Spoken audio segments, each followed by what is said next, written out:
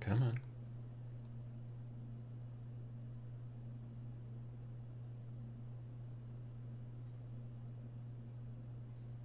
There we go.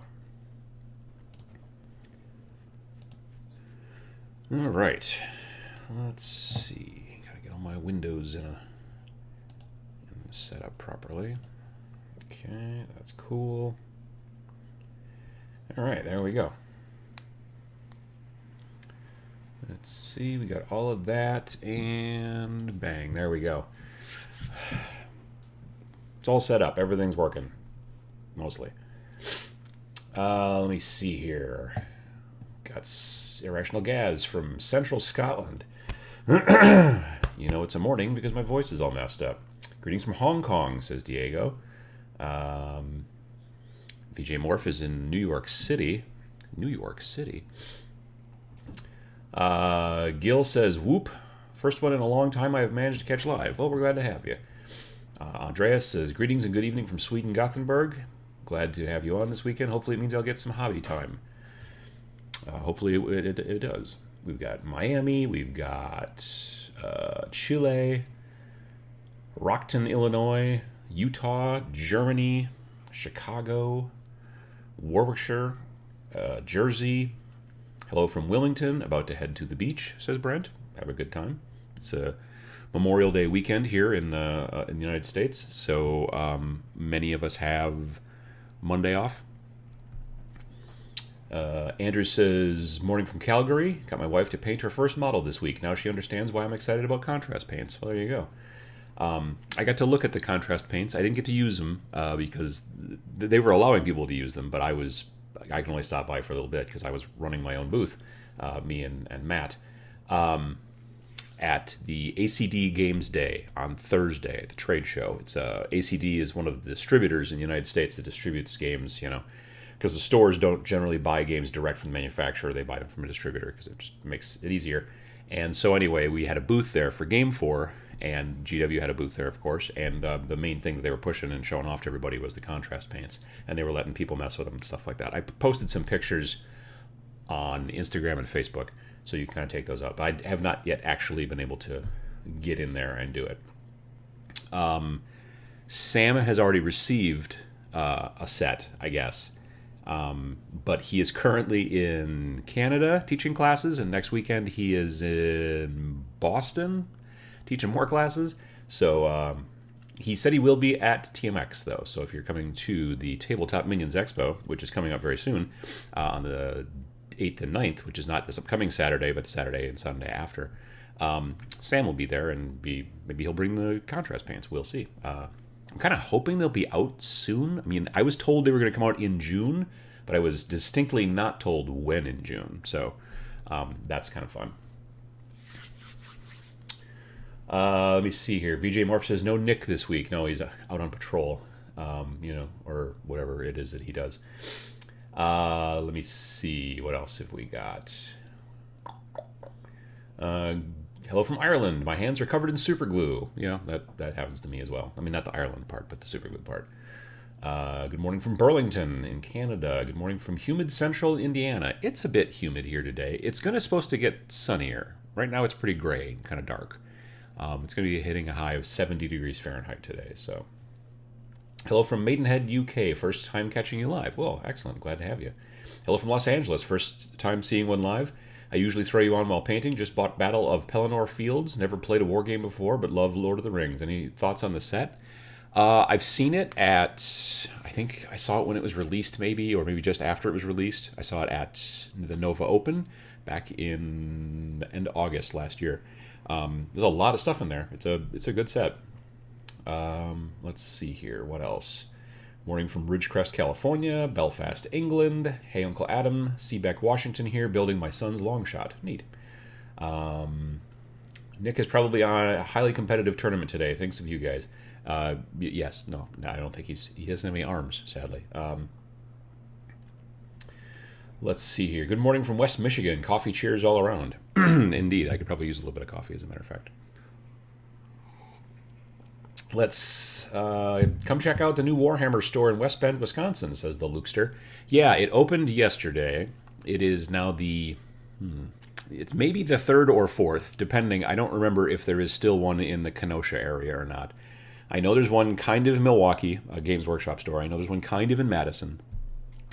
And there used to be one in Kenosha. I don't know if there still is or not. I have honestly never been to any of the Games Workshop stores in Wisconsin. I just have never. They're all a good deal away from me. There's nothing up here in the middle part of the state at all. So the new one is in West Bend, which is the closest to me, but it's still, I think, about at least an hour away, if not maybe a touch more. But I thought about it yesterday, but I had a bunch of stuff that was going on, so I didn't go down to the grand opening. Leon says, hi from Pretoria, South Africa. Well, that's cool. Sunny in Minneapolis, it's coming your way. That's probably true. Kind of everything sort of moves from like west to east in this part of the country as far as weather is concerned. So yeah, we will be seeing it soon, which will be nice because I've got a friend's birthday party, so we're having a cookout and doing stuff, and it'll be nice to be outside and stuff. Yesterday was nearly 80 degrees Fahrenheit, and I stayed mostly indoors because I don't know. I don't know. I'm not an outdoor kid. Tomorrow I have to mow the lawn, but it's not going to get warm particularly. It's going to barely hit 60 tomorrow, so that'll actually be kind of nice because then it won't suck too much. Let's see here. Hi from Old York in the UK. Hello from Kingston, Ontario. Sunny Pittsburgh. Sorry I'm a little late. It's okay. It's not a problem at all. The Real Repeat says, morning from Tosa, Wisconsin. Good morning. Have you seen the upcoming Gang Fight Skirmish miniature game? And if so, any thoughts? Gang Fight Skirmish miniature game. No, I haven't heard anything about it. I don't know anything about it. Zingbo says, hello from Edinburgh. Just finished building 3 custodes I got for my birthday for a kill team. I'll be starting to paint them. So I'll be running my airbrush and spray booth. Bad timing. Well, I mean, yeah, I've got 1.5 custodes built, and then I switched projects because I had to get some other stuff done. One of the things so I started working on the custodes, then I started working on some tanks for this game made by Battlefront, who are the guys who make Flames of War. They also have a game that's just called Tanks. I think sometimes it has an exclamation point. It came out a couple of years back, and it's kind of like X-Wing. It's like a simplified sort of just tank battle game you play like on a 3x3. And I was never super interested, but then they came out with Tanks the Modern Age. So now instead of World War II tanks, you're using like M1 Abrams, and you're using T-64s and T-72s and stuff like that. And for some reason, that tickles my fancy a bit more. Plus, there's helicopters. You can put helicopters in the game, which is also very cool. So you can have a Hind or an Apache or that kind of stuff.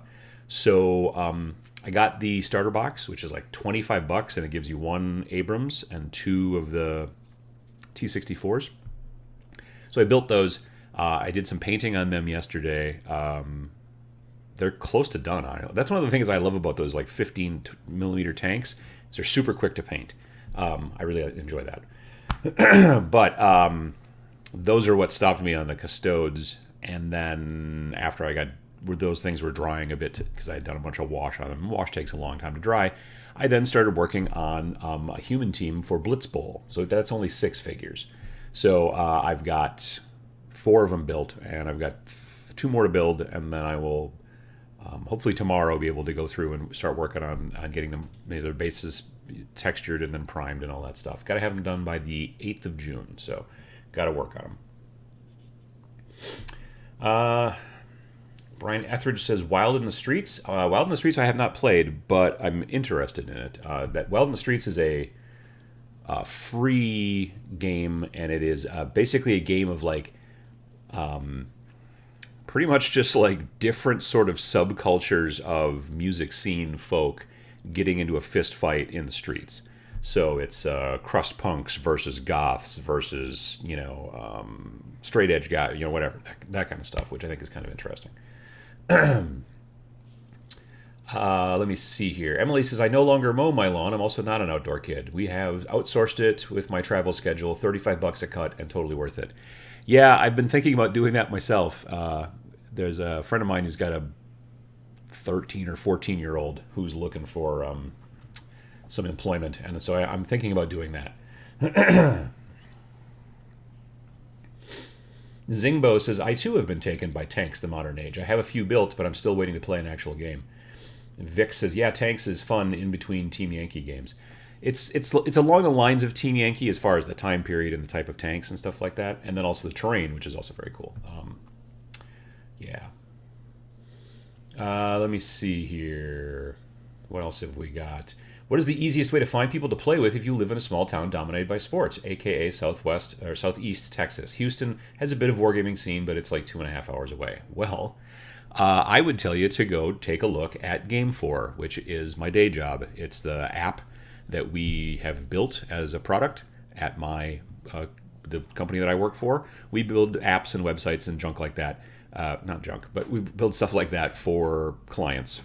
But we're all tabletop gamers. There's 5 of us. And so we built this app called Game4. It's been out a little over a year at this point. Came out originally in March-ish of 2018. Yeah. So if you go to I am Game4, and Game4 is spelled GAMEFOR. So it's IAMGAMEFOR.com. You can find out. It's an app, but it can also be used on the web now. We have a web version, and you can use it to find local shops, local events, local clubs. There's also a feature in there that you might be interested in specifically, which is the looking for players. It's kind of like that 3x5 card stuck to the cork board at the back of the game shop that says, hey, we're looking for a cleric on Thursday nights. Call Jerry at this number. You can post in there and say, hey, I'm looking to play this and that and the other thing, and you'll be able to find people. Or you might even find some people who are in your area already to help you with that. I think I can type in the thing here. I am game4.com. So if you haven't taken a look at it or tried it out, you should give that a try. Definitely. Luke Watson says, is there a way to get the kill team rules for cheap? They're $40. The E version, if you want the enhanced E version, which is actually quite nice, is also $40. And I think that there is an e-book version which is not enhanced, which is maybe a touch cheaper. But that's about all I know about. I guess you could look and see if somebody's selling it used on eBay. That's a possibility too. What else have we got? Adam, do you recommend bringing? What do you recommend bringing to TMX models wise? And outsourcing lawn work is totally worth it. Time is the most valuable resource. As far as bringing models, I mean, if you've already talked to some people who you also know are coming and you are interested in playing the same game, then I would bring some of those models. But otherwise, I wouldn't worry about it. The people who are running the games are providing pretty much everything. It's all demos. It's all that's why it's an expo and not a convention. You come there to be taught games. So all the stuff is generally there. That's kind of the way to work. So yeah. Ossel says, what do you think about the Aeronautica Imperialis teaser? 40K plus X-Wing has my interest peaked. See, I still haven't seen it. I've heard somebody talk about it, and then I was like, oh, I should try to find that, look it up. And then it totally just shot out of my head, and I forgot about it. And now you've mentioned it, and I remembered it again. Maybe I will see if I can find it at some point today. We'll see. I'm kind of interested. I think it's interesting that they're going that direction. It reminds me a little bit of tanks, I guess, if it's because you're going to have to paint them. Like the big bonus to X-Wing is that you're going to, they're pre-painted. I guess I could be completely stunned that they pre-paint these things, GW does for you, but it's highly unlikely, especially since they sell paint. So that's why it reminds me a little bit more of tanks, because tanks you have to build and then paint. Yeah, I don't know. I should really look into it. I've never really played. I've never been super interested in flyers that much in 40K, so that's one downside.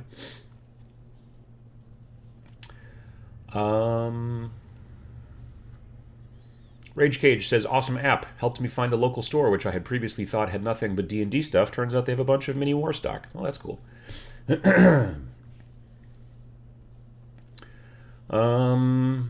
Michael Strange is flipping flapjacks, pancakes, for the family here while watching Uncle Adam on the phone. It's a good Sunday morning. Well, that's a lot of fun. Don't flip the phone, because it's bad. Dark Initiative says, does Kill Team Elites also come with the core rules? No, it does not. It's a separate expansion. It's an add-on book. So yeah, that does not happen. Rolling Thunder says, what is the enhanced version of the Kill Team rules? So that's on the Apple Store or Apple iBooks store or whatever, and it's for like the iPad. The enhanced thing is great because when you're looking at something, like you'll see like a word, maybe like a gun type, like flamethrower, and then it'll be in like blue. You can tap on it, and it'll pop up a little box and give you all the stats for the flamethrower, and give you like the points for that flamethrower for that unit and all that stuff. So it's a lot of, there's like all the hobby section. The pictures are predominantly all 360, so you can spin them around and look at them from all angles. I find the like hotspot kind of like auto linking stuff is super helpful when you're like, if it gives you like a rule, like, oh, and he also has this rule, and you're like, what the heck is that rule? Rather than having to try to find it in the book, you just tap on it and it pops up a little box and tells you. So it's all kind of hyperlinked and got a bunch of other little cool features and stuff like that. A bunch of like pictures you can blow up and it will show you like cooler versions of them and stuff like that. So that's the enhanced version. It's not any more expensive than the print version, but it's not any cheaper either. So they've done a bunch of extra work to it. So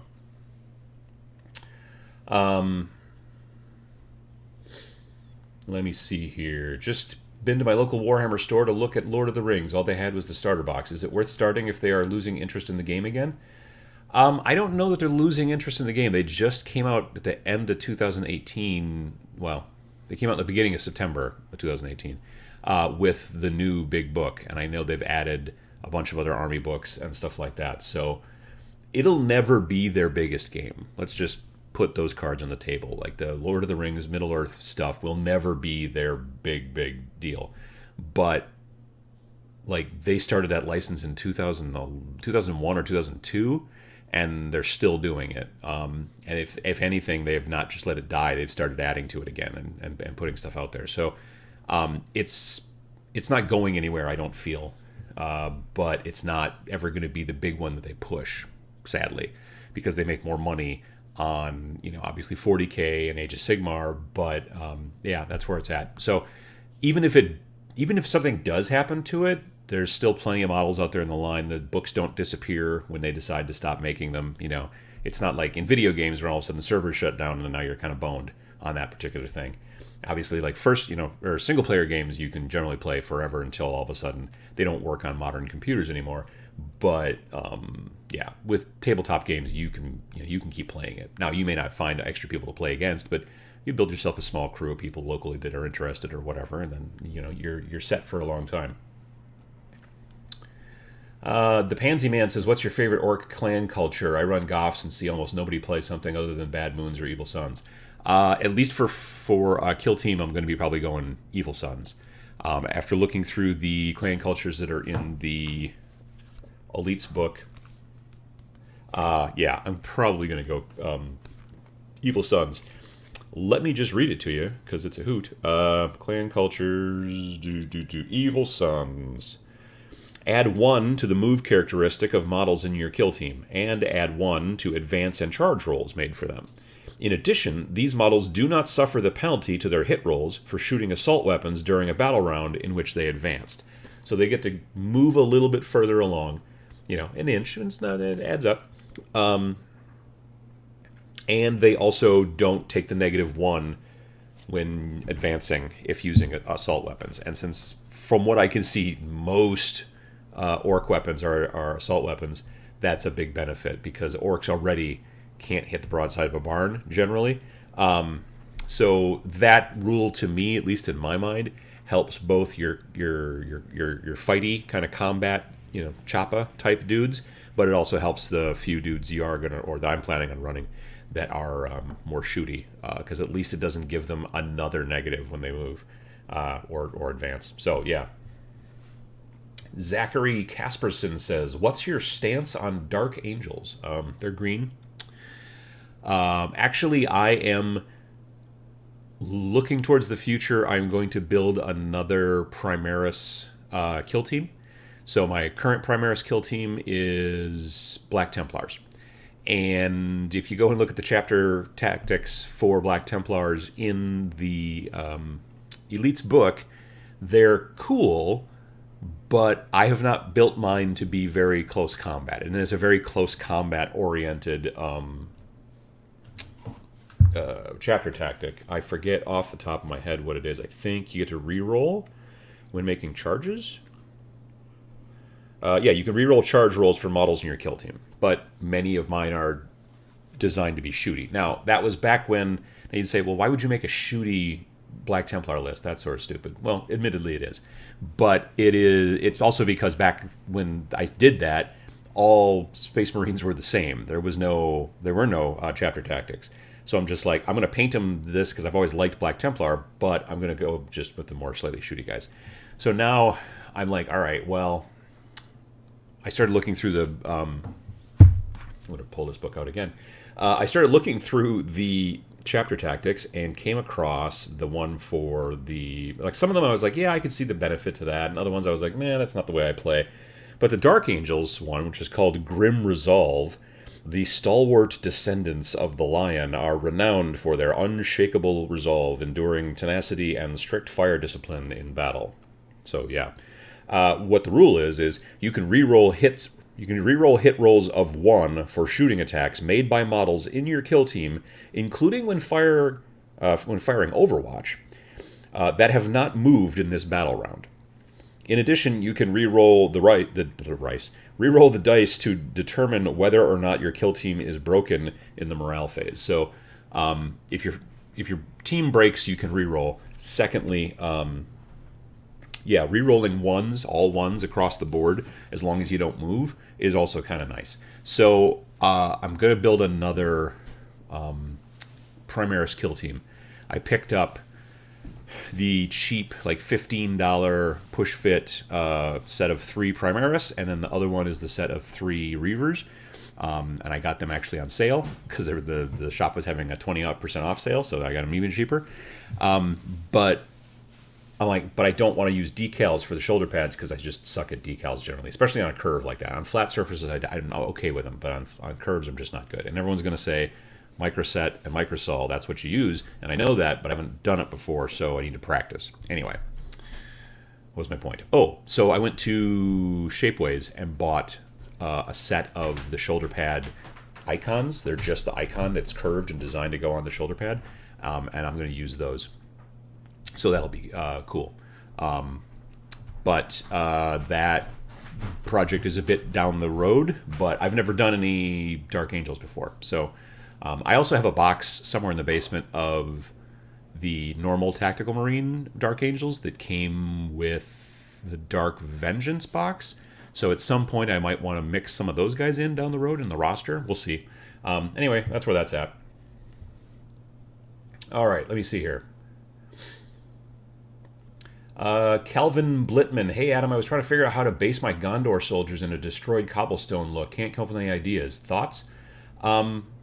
So years and years ago, probably 5 years ago almost, if you go back, if you just go to the Tabletop Minions channel on YouTube, you have to go to the channel, and then there's a bunch of like menu items across the top right above the videos. One of the things is a little like a magnifying glass. It's a search thing. And if you search for bricks, there is a video I did years ago about how to make miniature bricks, and you use craft foam and a hole punch that is designed. It looks just like a tiny little miniature brick. It's like a little rectangle. I don't know what it's for, but I got it on Amazon. It was like $7 or something. And then you can punch out a near infinite number of little tiny, really small bricks, and then keep them like in a pill bottle or a baggie or something. And then I would use those. I did those years ago. Well, in that video, you'll see I did them for my Malifaux folks. And so you can really make nice little kind of busted up cobblestone, or little tiny bricks and stuff like that. That's kind of the way to go, I think. Yeah, so that's my best kind of suggestion, I think.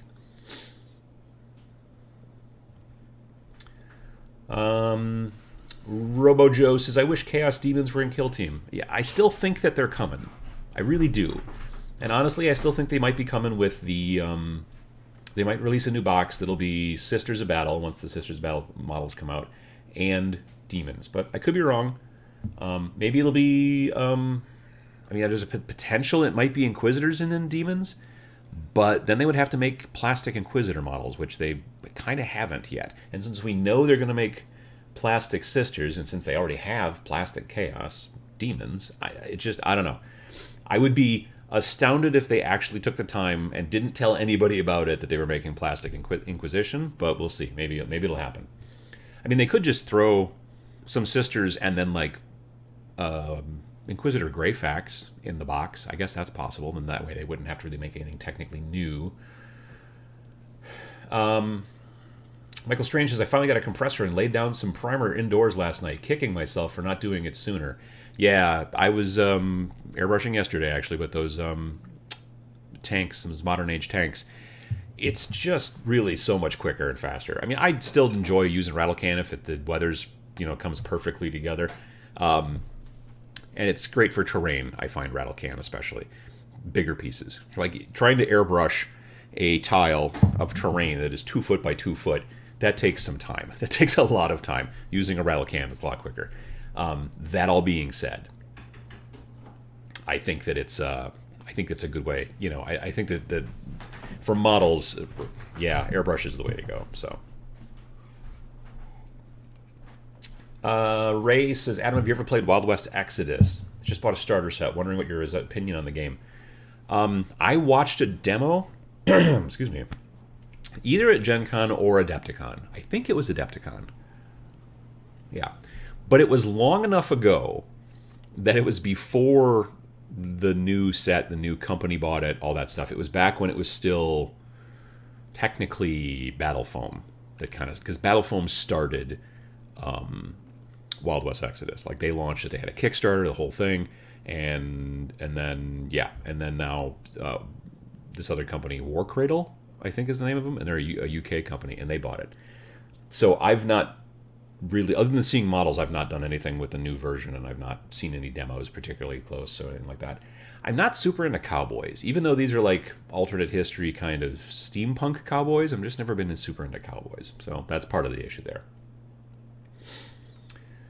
Irrational Gaz says, I recently picked up that same Dark Vengeance box, the one I was talking about with the Dark Angels in it, because I wanted the Cultists and the Hellbrute model. The Cultists are very cool. The Hellbrute's nice too, but the Cultists are very cool in that box. Yeah. Frankie Lee Bailey says, I started 3D printing my bricks. When I print something, I just throw a few bricks on and to fill the space a bit. Yeah, that's not a bad idea. I could see that.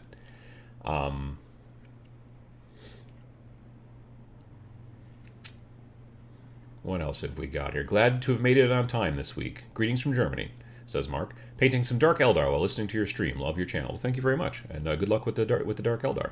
Keep your watch. They're very pointy. You can easily poke yourself. I've not done any of those, but I have been poked by them, actually, by other people's. Like you pick them up to take them off the table and stuff like that. And yeah, they can be pokey.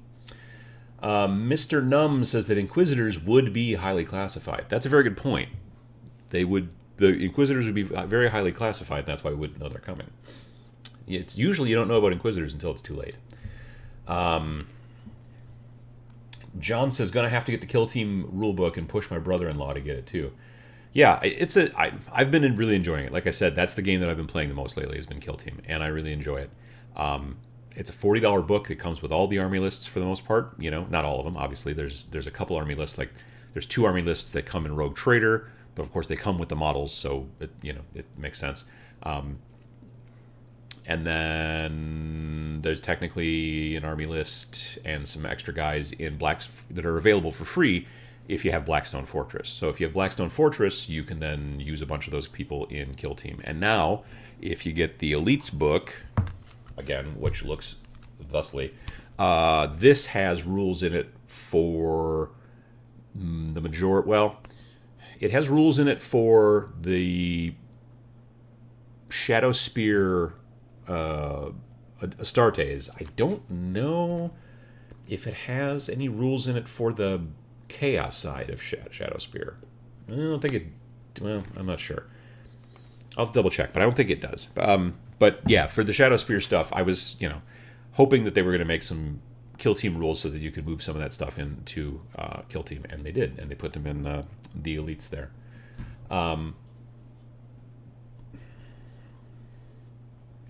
Rage Cage says, would some generic acrylic rattle cans from Home Depot work as primer, or should I stick to the big miniature paint brands?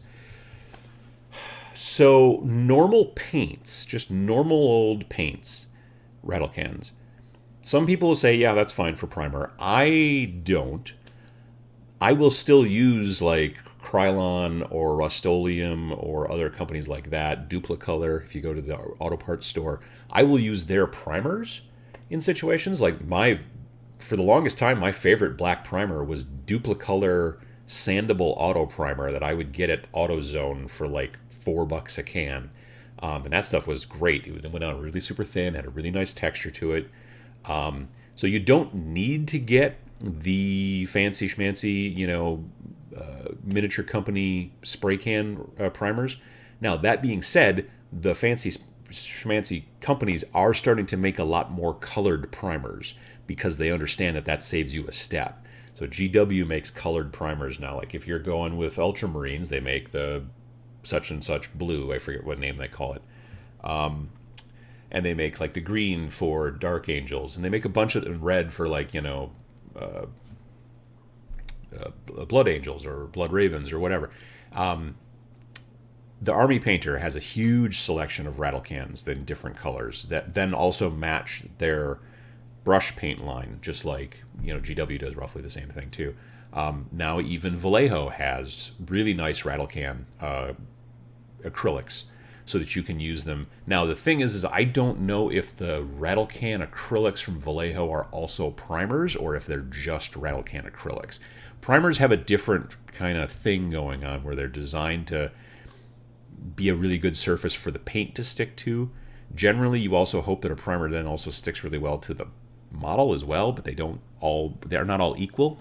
I will admit yesterday when I was using, because I used airbrush primer on my tanks, and when I was putting on the silly putty to make the little kind of camouflage kind of bits, I did scrape a little bit of the primer off with my thumbnail by accident, so I had to touch that up. But again, you're talking about a thumbnail. One of my favorite primers, honestly, which is not even really a primer, but I still use it like a primer all the time, Krylon makes a series of 6 colors that are all camouflage. That's their camouflage line.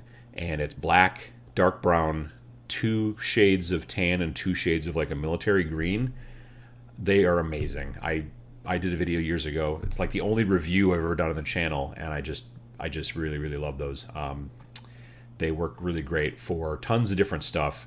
Like if you need to paint skeletons, the lightest tan works great as a base. If you need to paint, let's say, Tyranids, and you need them to have like a kind of a bone kind of thing going on underneath the big spiny bits, it works great. You're painting Imperial Guard, you can either spray them all green because it's a military color, you can spray them all the tan because that's maybe the tan of their thing, and then you paint whatever. Even like if you're like, let's say you're doing Blood Angels, you could start with the dark brown as the primer and then spray from above with a red rattle can or something, and then you've got this kind of red to dark brown, because the dark brown would just be in the crevices, like in between the legs, underneath the arms, and it builds in a shadow, and you're already that much farther ahead, literally just with 2 rattle cans messing around outside in the driveway or whatever, and you made it look like you know how to blend. You know what I mean? Like that's kind of the important thing. So, yeah, normal like Valspar or I don't know, whatever kind of random. I wouldn't just use a random color. I mean, you can try it out and see if it takes paint. Glossy colors will not take paint very well. Even semi-gloss or satin, If you do try it out, I would try out probably a matte color, because that will give a little bit of tooth for the paint to kind of hold into that you're going to try to brush over the top in certain spots.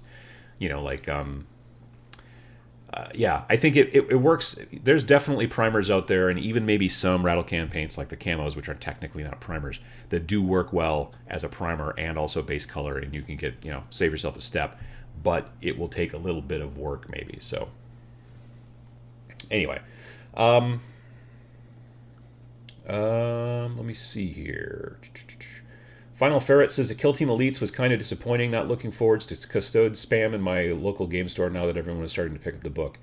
I played a game last week. I think it was last week? Yeah. I played a game recently. I think it was last week against Custodes, and I had 11 or 12 guardsmen versus 2 Custodes.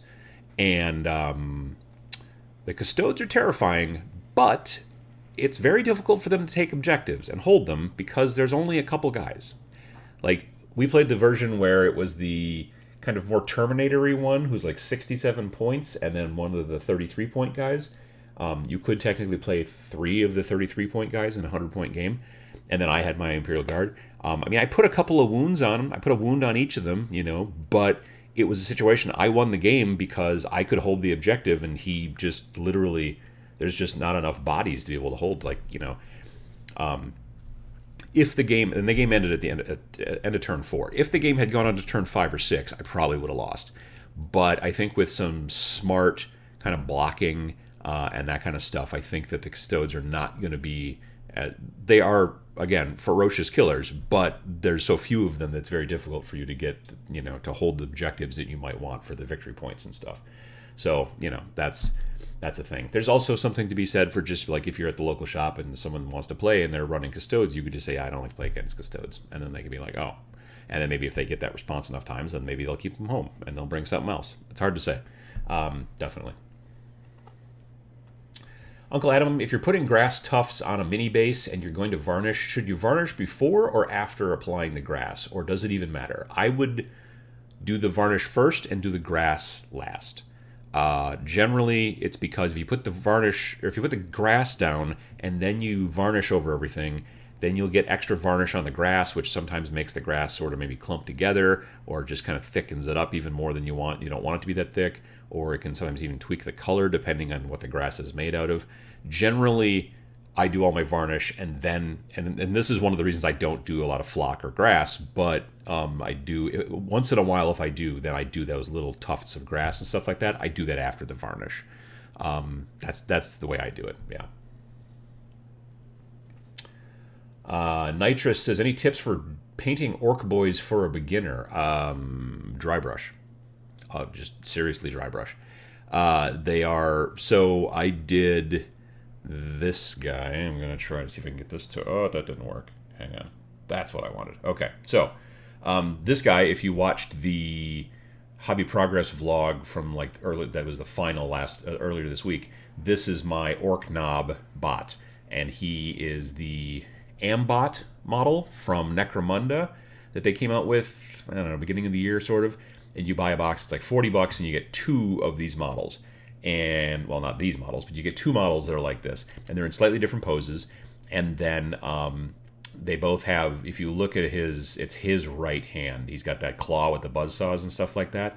Each of the hands is like that in this particular model. So I wanted to modify it because I wanted to make a knob for my kill team.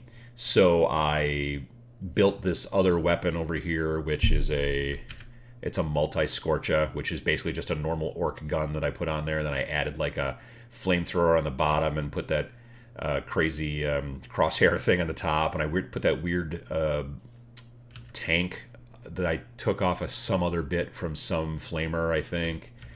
Can you see the other side? There's something else underneath there too. Some other little doodad right there that I added on. And then this curved piece is something else from an orc shoulder pad, I think. There's a lot of little bits that you can kind of do to build things and just crank them out and make them look good. There's this little on-off switch back there in yellow. And the kind of sad sort of... I wanted it to look a little hand-done, but it's maybe a little bit more hand-done than I would have liked. But the kind of like pointy, free-handed kind of shape or whatever going on that shoulder pad. But what this is it's me painting a lot of this in a flat red, I think, from Vallejo, and then going back and just doing a bunch of silver dry brush. Because orc boys, which they call greenskins a lot of times, because so frequently they're wearing so much armor, I would not prime them green. If I was painting orcs that had almost no armor, then I would definitely look at priming them green. But this guy I primed black, and then I painted the red bits the way I wanted to, and then I painted some silver bits, and then I just dry brushed a bunch of silver to make it look worn and like the paint's been coming off and stuff like that. But I would look into doing something like that. Like pick a color, like if you're going to go with Evil Sons, you want to go with red. If you want to go with the guys who are blue or yellow or whatever. But then think about this shouldn't be clean. These guys are orcs. They're not into fashion particularly. I mean, they have things that they do, totems and crap like that, to like show their status and stuff like that, but they don't polish up their armor like the Astartes do, that kind of thing. So yeah, that's what I would tell you to do, I think, with as far as orcs and like how to paint them quickly. The big benefit there too is it does allow you to go through them very quickly, and you don't have shush nature. So yeah, it's like that's what I'm going to be doing with the rest of my guys. Actually, the rest of my orc guys that I'm in the process of starting to build. I'm kind of putting parts together and getting things figured out.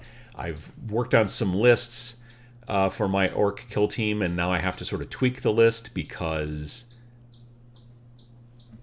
Margot, go get that cat or bird, whatever it is. Go bug him. So might be a chipmunk. I bet that's a chipmunk. Stupid chipmunk. Anyway, I don't know if you guys can hear that, but I assume you can. What the hell was I talking about? Stupid chipmunk. Oh, yeah. So originally my plan was to make my leader a Grot, or a Gretchen. But now with elites, you have the ability to come in from reserves. And if you spend a command point, you can come in like in the backfield. So it used to be you could sort of just like, oh, I'm going to just hide this leader back here, and he's just going to basically give off an extra command point every turn, as long as he stays alive. But now, you know, they can come in and take that guy out, especially if he's a Gretchen. It'd be relatively simple for pretty much any other model to take them out. So I'm kind of concerned about that. You know, if you yell at a chipmunk, it doesn't help, I don't think. But anyway, Joshua asks, anyone else see Sam Lenz in the Warhammer TV video on contrast paints? Yes. I posted about it on Facebook. He was brought over to the UK along with a bunch of other painters. I think there was a dozen painters total. And he was brought over there by GW to take a look at those paints back earlier part of the year. Sign NDAs and all that kind of stuff. And so he got to take a look at the paints and try them out, and then they filmed that video stuff. There were other painters there, like including Chris from Mini Wargaming and a bunch of other guys. Ben Comets was there, and others that I don't know the name of. But yeah, so that's kind of how that works. But it looked very cool. Let me see here. What would be the best color of primer for painting orange with dry brushed silver? Gosh, if you were going to use an orange, if you're going to dry brush silver and you're going to make them kind of maybe even rusty, you could honestly start with like a dark brown primer if you can, and go from there. And then, do your orange stuff, paint your silver stuff. Well, do your orange stuff, then dry brush heavy the silver that you're going to put over it. I'm assuming you're making it look like it's kind of scraped up or rubbed off.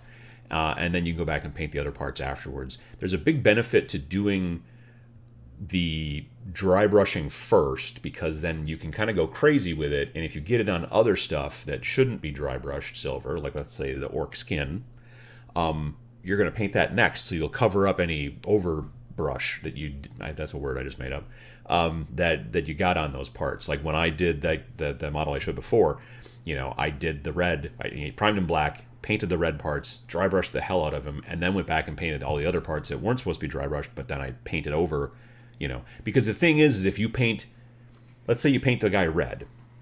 Let me bring this up again.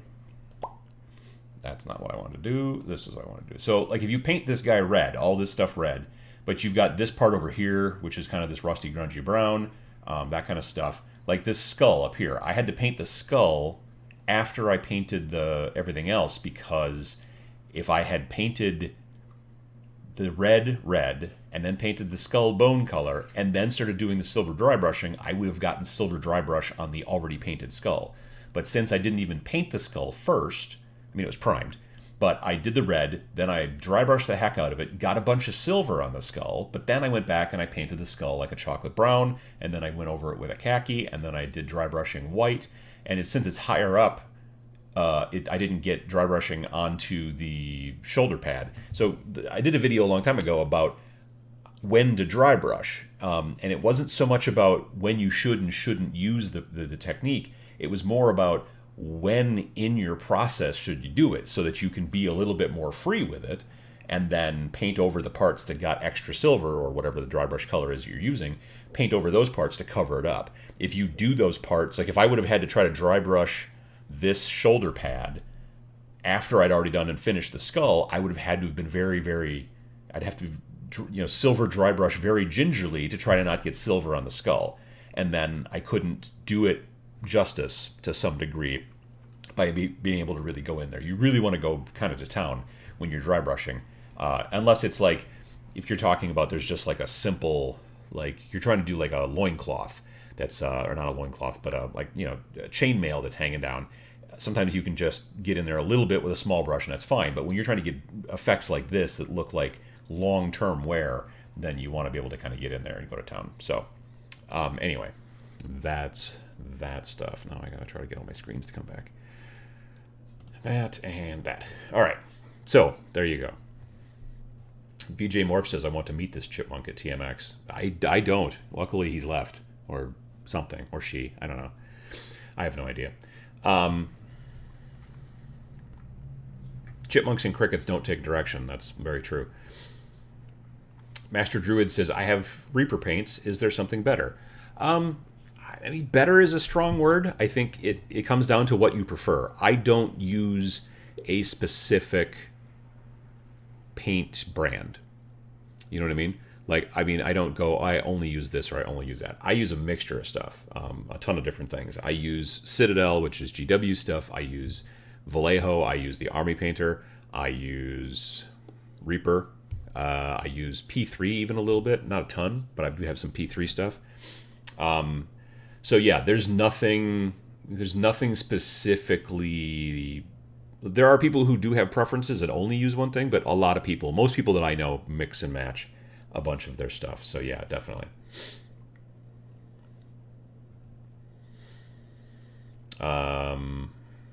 People talking about Simon or Alvin and the Chipmunks.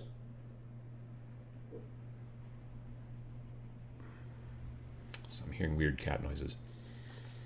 Uncle Adam, I saw you gave Reddit some orc love. It popped up on my feed. Are you opening up more social media avenues? I mean, no. I mean, I go on Reddit all the time. I don't post on it a lot. You know, I mean, I basically I read a lot of Reddit, and I kind of go through. Sometimes people will, in the certain subreddits that I post on, someone will ask a question that I've made a video about, and then like I don't go there to say, hey, everybody, watch my videos. Instead, what I do is if someone says, hey, I want to know how to build a wet palette, then I can go, oh, okay, well, hey, I've made a video about that, you know. So if I can help, I will try to poke things in there, but I don't post much on Reddit. When I first started, I was trying to get into posting on Reddit to get like my name out there, and it kind of backfired spectacularly. But that's because at the time the Warhammer subreddit was run very strictly, which I can understand, but I wasn't paying attention to that. So I was just in there like trying to be like, hey, take a look at me, and you know that wasn't the point. And so what they wanted was they wanted pictures and they wanted text and they wanted stuff like that and things. So yeah, I understand that as running the Paint Showcase Club. I get that. So in this situation, it was more of a, hey, I had some decent pictures that I'd taken that I was using in the video, and they had them on my phone, and I was like, well, heck, I'll just put them here, or I'll put one out and see what people think. But yeah, it worked out pretty well. I just need to shoot more pictures of the stuff that I get finished specifically, and then maybe do more of that. So yeah, that's kind of where that's at. Otherwise, no, I don't have. I've been using Reddit for years and years. I just don't post on there much. I'm more of a lurker, let's say.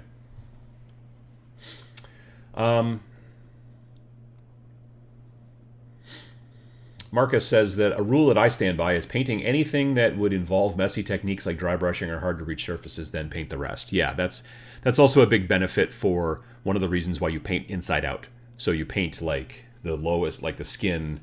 You know, if I had like Like you'd paint like this part here, the skin, and then you'd paint the t-shirt. And if I had like a hoodie on, like I normally do, you would then paint the hoodie next. Because if you painted the hoodie first and then went to paint the t-shirt, you would get t-shirt color potentially along the ridges of the hoodie. And then you'd have to go back and repaint the hoodie along those edges to stop it. And then when you would go to paint my neck, then you would get some neck color on the edges of this. Whereas going inside out, it's like because this part's raised and the hoodie is raised even higher, it's just easier to do that. It's the same type of deal with Space Marines, with pirates, with whatever kind of model you're going to do. That's why generally a lot of times, a lot of people after priming and stuff like that will start with the skin, start with the face, start with the arms, whatever kind of skin you've got hanging out. So yeah. This is like watching Dr. Dolittle today. Yeah, except none of the animals will listen to me. That's not exactly like Dr. Dolittle. Paul Noxie 47 says, currently building Abaddon. He is going to be a mission to paint. Haha, that's very true. Yeah, I have one in the basement that I'm probably not going to get started until at least July, unfortunately, because June's going to be super crazy busy. But, yeah, I think that's going to be, he's going to be a lot of work. I'm trying to figure out what kind of sub-assemblies I'm going to work on. I've seen a lot of people painting him with the cape on, which I'm a little astounded by. But I haven't really gotten into the actual, like, how he's constructed. So maybe it's one of those deals where it's like it's very difficult to not have the cape on, when you're like some models you can be like, I can hold this part off, paint it separately, and put it back on, and it's not be too big of a deal. Depending on how he's built, that might not work. So I'll have to check it out.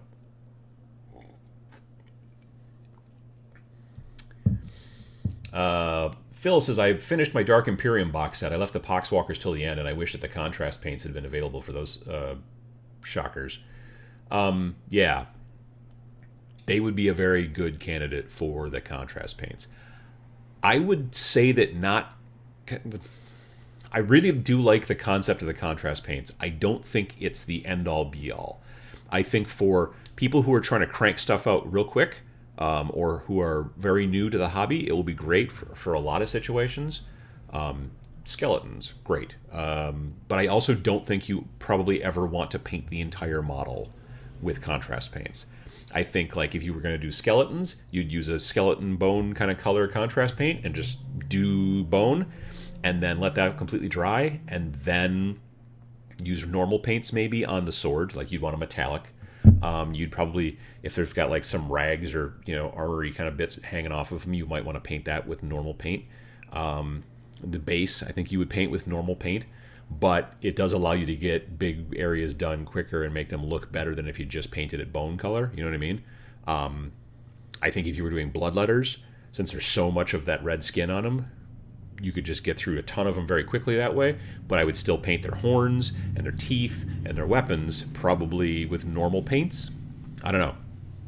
I'm really, honestly, the color that I am looking forward to the most for those contrast paints is like the white, because I've seen it up close. I saw it in Madison on Thursday, and I know that like if I was to prime the model white and then use that stuff on it, like if you were going to do, say, stormtroopers, I bet you could use them, and because it's not a white paint, obviously, it's like it's a very light gray, but it just gets into the spots and it makes it look like white. And then maybe if you go back and dry brush a little bit, you can bring the highlights up a touch.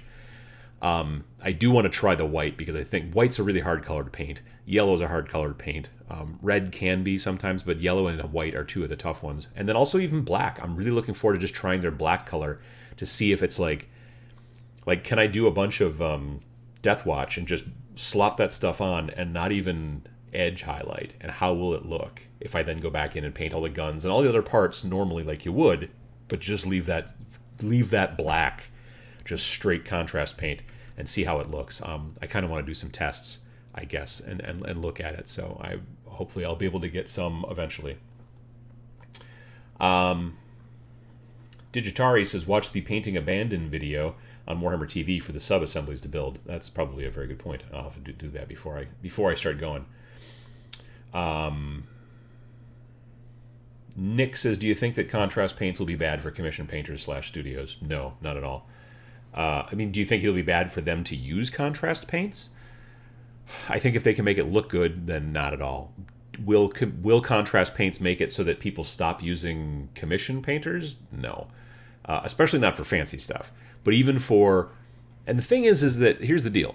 Most of the commission painters I know hate painting armies. So if you can save yourself a bunch of money by not going to a commission painter, and you can paint your own army of 600 orcs using contrast paints and evidently elfin magic or something, I don't know, because you're still going to actually have to do it.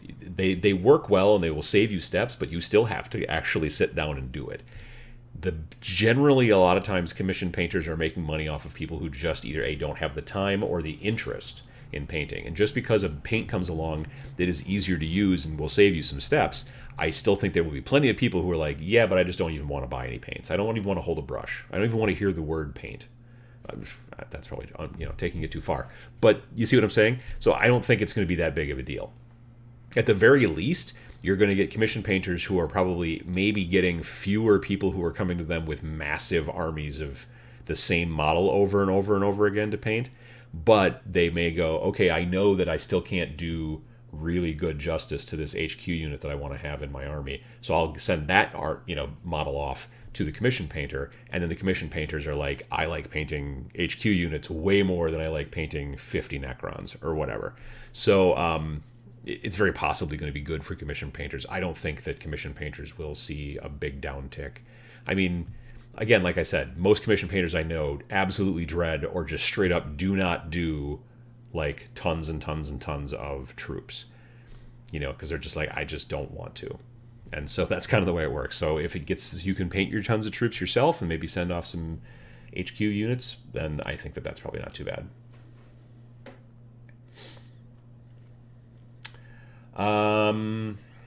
What's a good practice piece in between actual units? Itching to paint and have no canvas. If you want to practice techniques and things like that, I'd tell you to go like to your local dollar store, grocery store, department store, or something like that, and buy plastic army men. Buy a bag of cheap plastic army men, prime a bunch of them up, and try wet blending techniques on them. Try painting eyes. Try all kinds of cool stuff, and that can help, I think, just finding techniques. And because it's not something you're actually going to game with predominantly, you don't really care if it's, if you mess it up or if the technique doesn't work out. You can just chuck it in the garbage, or you could try to strip it. Maybe, I don't know how that kind of plastic takes to stripping material. Depends on the stuff you use, I suppose. But yeah. Jay Tick says, "Hey, are you heading to the Warhammer Bits trading thing over at Adventure Games and Hobby?" No, not today. We've got lunch right after this. And then we've got a birthday party that we're going to. So yeah, I'm not going to that. I think it's today, unless it's tomorrow. If it's tomorrow, maybe, but if it's today, not so much. JP Got Rocket says, "Good morning. I just got up. Alarm clocks don't exist in the pocket dimension." Oh, that's a bummer. Brian Griffith says, "When you use an airbrush, you reinvest the time saved via it on the back end, like in detailing. I see pro painters doing the same with contrast paints." Right, so if you're able to save the steps by using the contrast paints on the big, like let's say you're painting a whole commission of bloodletters, okay, who have got a lot of red skin that they got to do. But the red skin's very bumpy, it's got little folds and things and stuff like that in it. What they're going to do is you're going to see yourself using those contrast paints to very quickly do all the red skin, and then it will automatically kind of sort of like darken in the crevices and like lighten in the raised parts. And then you don't have to go through now and add a bunch of washes and do a bunch of highlighting. You kind of gotten pretty close with one thick coat, as they like to say. And then you can go in and spend a little bit more time on the cool horns and on the weapons and the hooves and the bases and stuff like that, and the faces and stuff, and get a quicker technique or a better looking output with fewer steps. That kind of technique, I could see that. That could be very useful. Yeah. Let me see here. Buy a 75 millimeter model from WizKids and use it as a learning dummy. Yeah, I mean, honestly, one thing that I've found that I've been seeing people doing more and more is if you've got friends who play like Dungeons and Dragons or something like that, if you're looking for things to kind of like, you don't have anything to paint right now for your army, for your miniatures, but you still want to kind of practice and do some stuff, not just straight up practice and I don't care what happens to it, but practice working on a project, but it's not a bunch of models, like a big squad full of stuff, you can, if you've got some friends that do that kind of stuff, you can use some of those WizKids models that are pre-primed and all that stuff and paint those up, and then kind of gift those to your pals, and then they've got like a cool model for their guy or whatever in Dungeons and Dragons. Or you can also become a little bit of a commission painter for your friends and say, hey, you want, buy me dinner and I'll paint you a guy for your dwarf cleric so that you can use him on the table when you play, or something like that. Or I've seen even people who started out just like painting and learning to paint, and then all of a sudden someone's like, hey, can you paint my zombicide? And you're like, well, yeah. And then they charge them, because it's going to take time and whatever. And then eventually they start kind of getting into commission painting on the side. My friend Josh from Warstein Studios kind of started that way. He just started, he was painting a lot and doing stuff and having a good time with it. And then some guys were like, hey, can you paint my Eldar junk? And then he's like, well, all right, fine.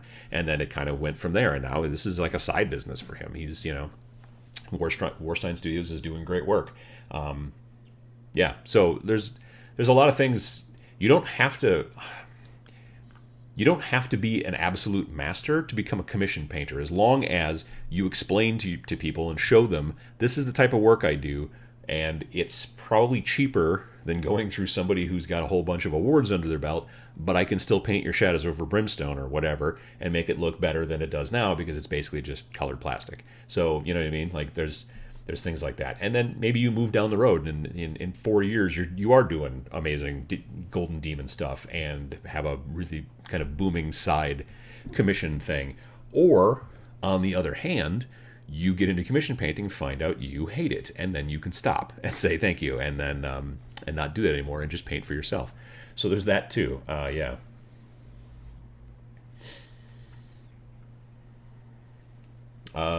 P. Harlan says, what happened with Speed Freaks? I can't find the box set on GW's website. That's strange. I haven't seen that. I know my local shop has still got at least 3 or 4 boxes at least. Yeah, I don't think it sold nearly as well as they were hoping it was going to, which is kind of a bummer, because I watched a bat rep on some channel, I forget which one, and it looked kind of cool. I don't know that I was going to buy it because I got a lot of other stuff to work on, but it did look kind of cool.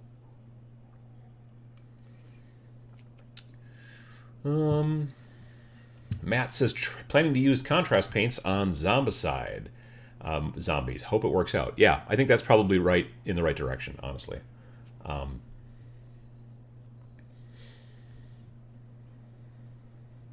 Thanos73 says, did you see someone use the contrast paint over a silver primer? It looked fantastic. I would be very interested to see what that looks like. Yeah, that'd be kind of cool. Let me see here. What else have we got? Good morning, everyone. Missed the first hour. I'll see it later. No, that's true. Master Druid says, is ReaperCon fun? I would like to go someday. It keeps being like the wrong time of the year for me, but I would like to try it out. Yeah. How long do you practice each day on painting? Do you have any routines? I wish I could paint every day, but I can't. People who are really good and go in for awards, they can practice every day. They generally frequently have to. A lot of times they're also commission painters. Not always, but they are generally. Years ago, I did a interview with the last American Slayer Sword winner. His name is Tom Ailes, and he actually he's a friend of me and Sam's, and he lives one town over. And he, because the last time that they had Golden Demon in America was at the Memphis Game Day in 2013, and that was the last Golden Demon. They're going to be doing Golden Demons again now, coming in 2020 at Adepticon. So that's the Golden Demons moving to Adepticon finally. So that'll be cool. So they'll have a Slayer Sword and the whole deal, all that jazz, I'm assuming. Anyway, Slayer Sword is like best in show. So you can win a Golden Demon, which strangely enough either comes in gold, silver, or bronze. So it's a bronze Golden Demon, which is, as opposed to a bronze demon, I guess. I don't know. But then if you're the best in show, you get the Slayer Sword, and that's a big deal. So anyway, Tom won Slayer Sword in 2013, and he is not a commission painter. Like, he has a normal day job. Like, he works in IT, but that became like his one hobby. And honestly, for a while now, I don't know that he's painted that much these days. He kind of got out of it for a bit. But yeah, he was for quite some time. When I talked to him and did the interview, he was painting every single day. And that's what you have to do if you want to get to kind of that level. I don't see myself ever entering any competitions, so I paint as much as I can. But there are sometimes days that, you got to go to work, you come home, you got to go hang out with your parents or something, you got to go to a thing, whatever. I got to edit a video. A lot of times I got to edit a video and then I can't paint or build or whatever. So yeah, that's generally whenever I do get free time, I try to make it so that I can hobby. And it's not always painting, sometimes it's building. But yeah, that's it. I wish I could paint every day, but I can't. If I was a commissioned painter, obviously you would need to, I think. Or if you were trying, like Tom did, to win a big competition, which he was able to pull off, then you really have to, that becomes your one hobby. You go to work, you come home, and you paint, and that's what you do. But then you get a Slayer sword. It takes a little bit more than that. You have to have, I think, frankly, some inborn kind of talent as well. But yeah.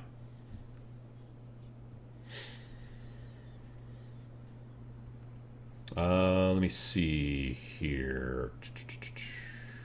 Human Stew Miniatures says, I can't remember if it was Andy Wardle or Richard Gray, but one of them showed off the contrast paints over a metallic base coat on Facebook. Might have been Andy Wardle. I think I saw some of that too. Somebody also, I forget who, from that same video did like some sort of Skaven dude that looked really cool. And it was done all in contrast paints, which I thought was also kind of interesting. But yeah. Doug says, ReaperCon is great. Excellent classes, friendly people, brilliant contest. Yeah, I would like to go try it out and see what's like out there. Uncle Adam, what are you playing? Are you playing anything besides Kill Team regularly? It's mostly been Kill Team lately. Haven't been playing much of anything else. Hoping to start playing that Tanks Modern Age, though, from time to time. I've got a couple of friends who we used to play like Flames of War and stuff like that, but honestly most of the time we would just spend making a really cool little village, that we would then have our battle over. We would spend like seriously like an hour and a half building and designing, figuring, well, this road would go here and this would be this and this is where the church would go, and then we would have a battle and just have to read the rules over and over again because we could never remember any of them. So we really enjoyed the actual terrain setup a little bit more, and so we'll probably do a little bit of that too. So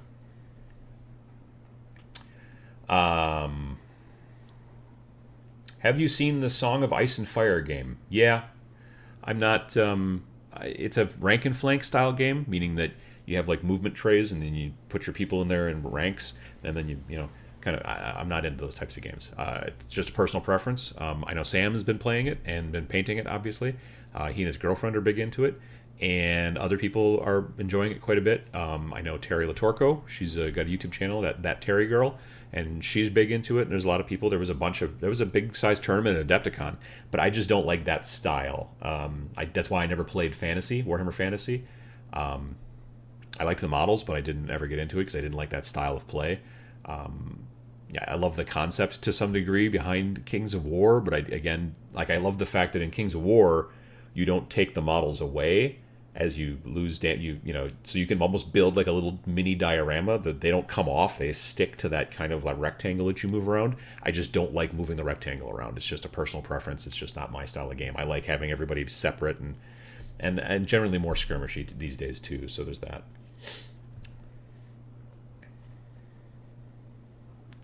Kelvin says, as a commission painter who specializes in doing large armies to decent quality in a short turnaround, I am hyped for the contrast paints because people will still not want to paint. Exactly.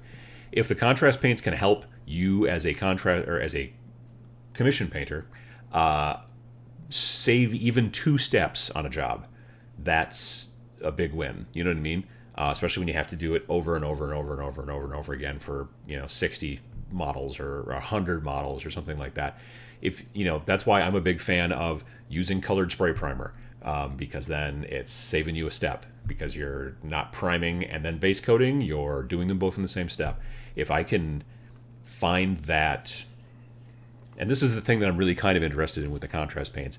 Like right now, they're predominantly just showing, for the most part, here's what happens if you use our like light gray or our kind of warmish off-white primers.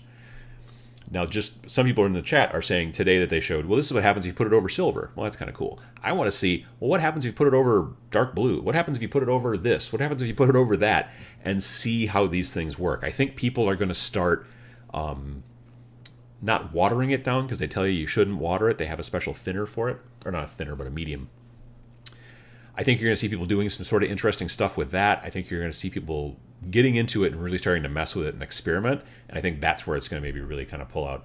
Like, the thing that's interesting about, like, the main washes that GW makes, like your Null Oil and your Agrax Earthshade and your Seraphim Sepia, at most you might thin them, but I've never seen anybody get, like, real crazy with them and do all kinds of strange stuff or try to get experimental or anything like that.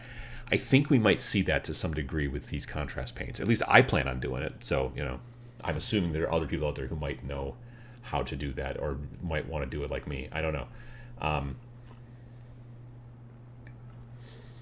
JP Got Rocket says, too bad contrast paints need a light undercoat. These 300 orcs are already primed black. Well, then go through and spritz them all from above with white, and then you get like a built-in zenithal, and you throw some green on there, and then they'll be real dark kind of green, and that kind of be kind of cool. And then once it's all on there and all that done, then maybe you spritz them above with another green to kind of give them like a cool shaded highlight from like lighter green to like medium green to darkish green to black. I could see doing some stuff like that. That could be kind of cool.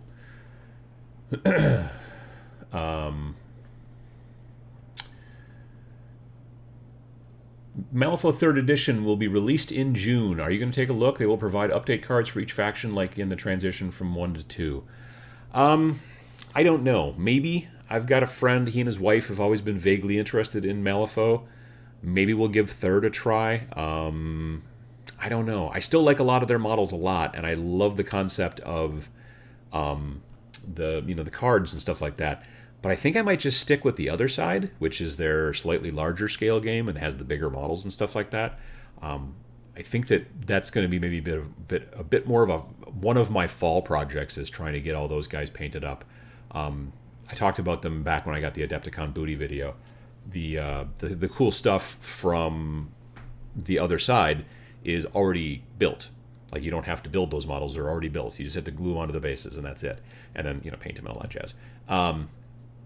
So I like that concept a lot. That being said, some of the larger models do have some pretty heinous gaps, which I'm going to use. I don't know where it went. I bought some AK Interactive putty. Whoop. Is this it? Yeah. Modeling gray putty from AK Interactive. And I'm going to try to use this stuff instead of green stuff to do the fill the gaps in a little bit and try that stuff out. So, yeah, that's, I think, maybe going to be my weird game, and maybe Malifaux is not my weird game, sadly. But I don't know. I want to take a look at the rules and see how it goes. I did pick up last year at Gen Con, they have this model. It's like a robot with a big machine gun that's got a shield kind of built into it called the Riot Breaker. And I don't even know what I'm going to do with him, but I bought one because I'm just like, that is an awesome model, and I just want one, so I picked it up. I still own several models that I haven't built yet, but several models from the Malifaux line where I'm like, I don't even when I did play, I was like, I don't play that faction, but that's just an awesome model, so I'm going to buy it. And then eventually build it is the thought, I guess. Let me see here. Daniel says, Adam, are contrast paints similar to inks? No. Well, not really, I don't think. The way they've been explained to me is that they are a little bit more like a glaze, but a very heavily pigmented glaze. The whole concept of the contrast paints in general is this, that you put it on thick. They call it one thick coat. And then as it dries, the idea is that it goes and soaks down into the crevices, much like a wash does. But because of the material that it's the main... My nose is very itchy, I apologize. I think I've got a mustache hair going a bit awry. It goes and it gets down into the crevices and it gets darker, but then in the raised parts, it actually kind of pulls away from the raised parts. So because you primed it with either the light gray or the lightish off-white, it almost adds in a base color, a shade, and a highlight in one coat. At least in a perfect world, that's the concept. So it goes and soaks down into the crevices. It gets darker down there, so it's kind of like adding a wash to the crevices on your current models that you might have already put a base coat on. But then it also automatically kind of sort of highlights because it moves away from the raised parts a little bit because of the material. This is the best that I know. I do know, after seeing it in person, that when it dries very matte, which I think is very interesting. I was also told by a person at GW in the booth when I was there on Thursday at the ACD Games Day, he said that you definitely also want to try to varnish the stuff because it is not... Because the pigment's so thick and the material has to kind of work with it, the pigment's very... When it's all dried, the pigment's a little bit more surface-oriented, meaning that like as the material that the pigment's flowing around in, when it's wet, when that stuff dries, then the pigment's a little bit more on the surface or something. So it's like you can rub it off with your thumb if you go to town with it a little bit. So I think people are going to need to understand that with the contrast paints so that they don't just do contrast paints and then throw them into a shoebox and then take them to the shop and they're like, everything's all busted up and scraped now. That's weird. My contrast paints are coming off. Well, yeah, you need to varnish that stuff. You should be, if you're painting a piece for play anyway, you should be varnishing nearly everything for play. If you are painting for a competition and it's going to go in a case, yeah, don't. Most people don't varnish, from what I understand, that are fancy schmancy competition painters. But I try to varnish everything that I'm using because I'm going to be touching it a lot because I'm using it in the game. So that's kind of an important thing to think about. And from what I was told, these contrast paints need some varnish, otherwise you may be sad. So yeah, that's kind of a deal.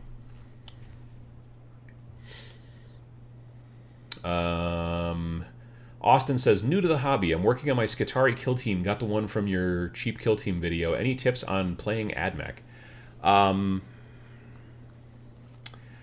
I'm not particularly competitive, so I'm not the tactical person to ask about that. I would definitely say, because they are, for the most part, a pretty shooty army, you probably just want to try to make sure that you're keeping folks a little bit away from you, because I don't know that the Skitarii are great in close combat. Electro Priests are supposed to be better. They've been able to add Electro Priests in Elites now, but if you're playing core rules, you want to be a little bit more wary about getting into hand-to-hand. Now, I forget if it's the Vanguards or the Rangers. One of the two, they are radioactive, basically. So if people get within an inch of you to get into hand-to-hand combat, they can take damage, I believe. I'd have to double-check the rules. I have the book right here. So, yeah, that's something to think about. I kind of like that concept, because then you're like a guy who can shoot a bunch, but yet if people get all up in your grill, then it will be at their peril. Deathwatch, Adeptus Astartes, I think I went too far. Militarum. There, Skitarii, Ranger, Skitarii, Vanguard. It's the Vanguards. They have something called Rad Saturation. Reduce the toughness characteristic of enemy models by 1 whilst they are within 1 inch or more models from this ability. So if they get within an inch of you, their toughness goes down. Now, admittedly, your strength is only 3, but that means that if a Space Marine gets all up in your grill, you are strength 3, and they are now toughness 3 if they try to get into hand-to-hand combat. But it's only with the Vanguard. The Rangers don't have that. So that's the only tip that I've got, which is why I've got more Vanguards than Rangers in my current AdMech force, which is sitting downstairs and not yet primed. Definitely. Pokecactus says, are you going to the mini Wargaming bunker opening? Yes, I am. I have a passport, which is somewhere over here on the table. Or no, I put it in my bedroom so that it wouldn't just get lost. So I have a passport. I've got airline. You've got a rental car, the whole deal. So I will be there June 22nd, I believe. Saturday, June 22nd is the grand opening. My June's going to be busy. It's going to be very busy. My local gaming club has got a Kill Team event at Flying Phoenix Games in Oshkosh on Saturday, June 1st. We're getting together, just getting a bunch of tables full of Kill Team together, teaching new people about Kill Team, playing Kill Team, having a good time. It's not a tournament or anything. It's just a hoot. The next weekend is TMX, the 8th and 9th. and that's that right there. And then, so the 9th is Sunday, and then like on Tuesday, or I think Wednesday, then right after the following that, I'm going to Origins. So I'll be at Origins in Columbus, Ohio, for, I don't know, like Wednesday to Sunday or something like that. So I'll be there for that. Possibly some news coming about that as well, which I'm hoping to hear more about soon, and then I'll tell you about that in different places. So that'll be cool. If any of you are going to Origins, I hope to see you there. And then I come back from Origins, and I'm back for several days, and then I'm off to Canada, and then I'll be at the tabletop, the paint mini wargaming battle bunker grand opening. It's a lot of words, and it's still technically a little early for me.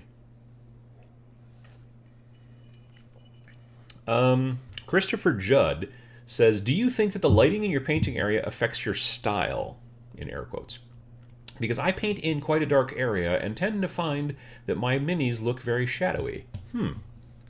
I mean, maybe. That's a good point. I generally try to paint in decent light, and my models have a tendency to, if I have a style, it's generally a little grungy. I don't paint super clean.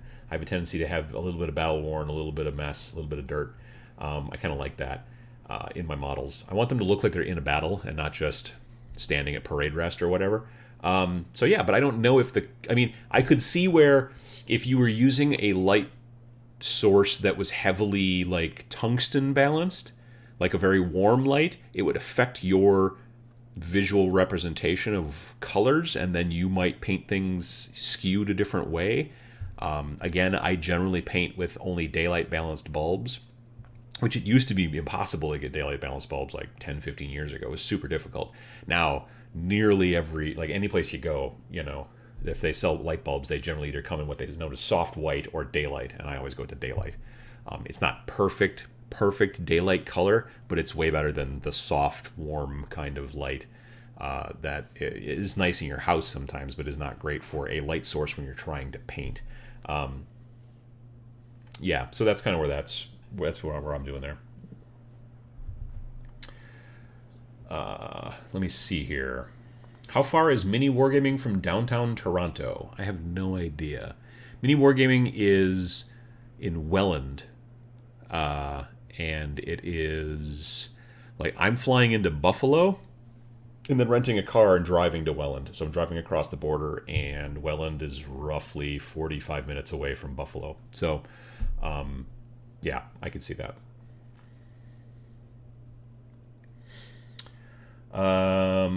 JP Got Rocket says, we need a passport to Canada now? That's how long it's been since I've been to the Great White North. Yeah, evidently so too. Yeah, I did. Because originally I was like, oh yeah, no, that'd be kind of cool. Then I was like, oh wait, I think I need a passport to go to Canada. Because when I was a kid, you didn't. I think you needed, what did you need to get into Canada? You needed, I don't know, maybe some poutine? No, that's not even a good joke. That was a hack job. Let me see. Brandon says, that's why I use daylight bulbs to try to paint armies that are with bright colors to make it attractive to the eye.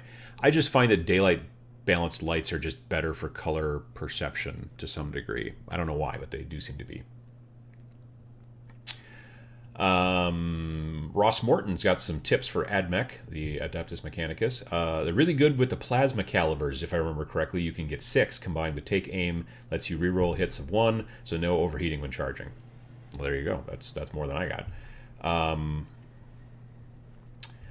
Funny how daylight bulbs are so readily available now. That's a good question. That's a good point. I mean, I don't know why they are. Like daylight bulbs, when I was a kid, nobody had them, and then all of a sudden they kind of became a thing, and then now, like, all the time, like we were at Costco yesterday, and there's the giant, like, just light bulb aisle basically at Costco, and like every single brand of bulb pretty much comes in, like, they'll be the same brand and the same artwork or whatever on the boxes, but they will come in like 2 versions, and there's the soft white and then the daylight, and usually the soft white packaging is a little bit more warm color, yellowy, and the daylight is usually like a bluish color packaging. But it's become kind of a standard thing for pretty much, any hardware store that sells light bulbs, Target, whatever you go, you're always going to generally see both types.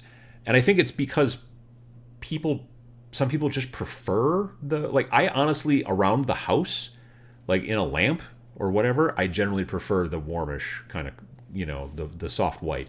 But if I'm doing something like reading, soft white I think is fine. But if I'm doing anything even vaguely crafty down in the basement, like all the bulbs in the basement are all daylight. So yeah. What else? Let me see here. Some daylight lights give you too much white. Well, if a daylight light is too daylight, it has a tendency to actually skew into blue. That sounded like a poem, but it wasn't. But yeah, definitely. Do they still sell incandescent bulbs in the U.S.? I don't know. I don't see them much anymore. Like, I don't even see compact fluorescence too much anymore. It's predominantly all LEDs because, like, the compact fluorescence came out and people were like, wow, these use so little electricity. And then everyone was like, oh, wait, there's a lot of mercury in there. Whoops. And now the LEDs are out that use even less electricity and evidently don't have mercury in them. So that's a benefit. That being said, we still got a whole bunch of compact fluorescents here. Like, we bought like a big package of them, I don't know, probably from Costco years ago. And they do take a long time to burn out. So we do have some more we need to get rid of. And then you have to, like, you're not supposed to throw them away. You know what I mean? Like, there's the thing at Best Buy, actually, up right when you walk in the front door, there's like a thing where you can dump compact fluorescents and then they will recycle them, allegedly. Or they just throw them away and then make you feel better. I'm not sure which. Roland Robinson asks, random question for you. Have you ever opened a box and then immediately been intimidated by the sprue? I haven't. I don't seem to get... well, I was going to say I don't get intimidated by sprues. I get intimidated sometimes by the size of the model. Like, I have never really, like I still have not built an Imperial Knight. I'm going to eventually, but I have not yet. And that's a big model for me. Like, when I see like that crazy Forge World, like giant honking, whatever those guys are called, like, Warlord Titans and stuff like that, I can't even imagine trying to paint that stuff. That's crazy to me. So yeah, number of like when I see lots and lots and lots and lots of bits on a sprue, when I open it up and they're all super tightly packed together and there's a ton of stuff on that thing, I go like, ooh, that's a lot of fun stuff to play with. But as far as the actual, like, am I intimidated by all that stuff on the sprue? No. But when I know a model is going to be large, like Glotkin, or like just a lot of those big models that you see sometimes, you're starting to see more and more actually in 40K. Those sometimes can be like a little intimidating, but. Let me see here. Brian McClellan says you don't need a passport to get into Canada, but you might want it if you want to get back into the U.S. Well, that may be the case. I'm not sure. Let me see here. With people talking about incandescent bulbs. Evidently you need to have incandescent lamps for lizards and fish tanks and stuff like that. Well, yeah, because then it's not only a light, but it's also a heat source. That makes sense. So yeah, because the LED lights would not make your lizards happy because they are not warm. They don't really give off much heat at all.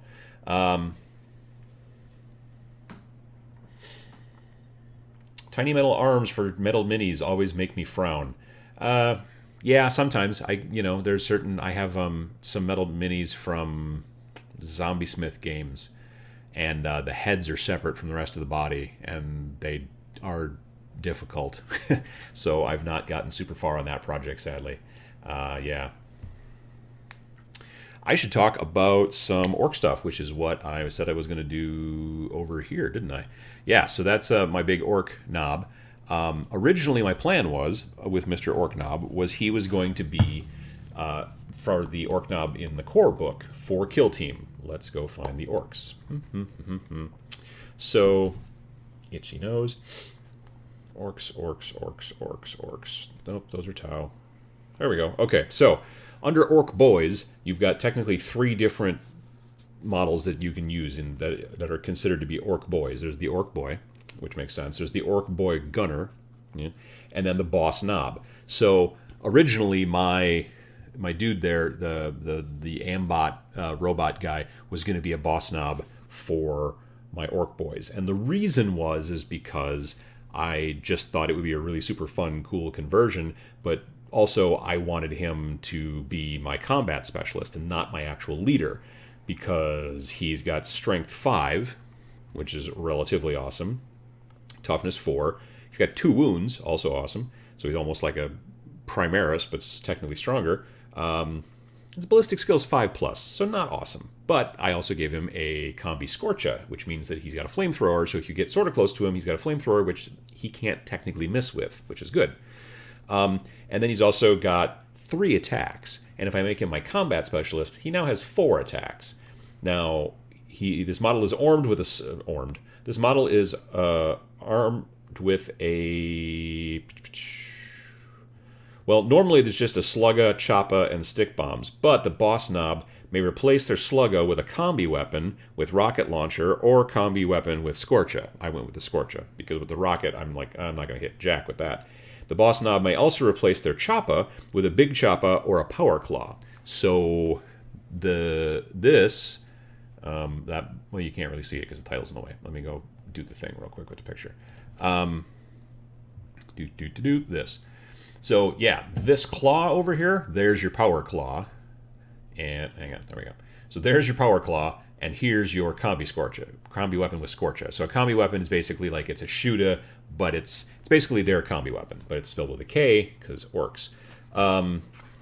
And what do we do for the, where is it? Power Claw.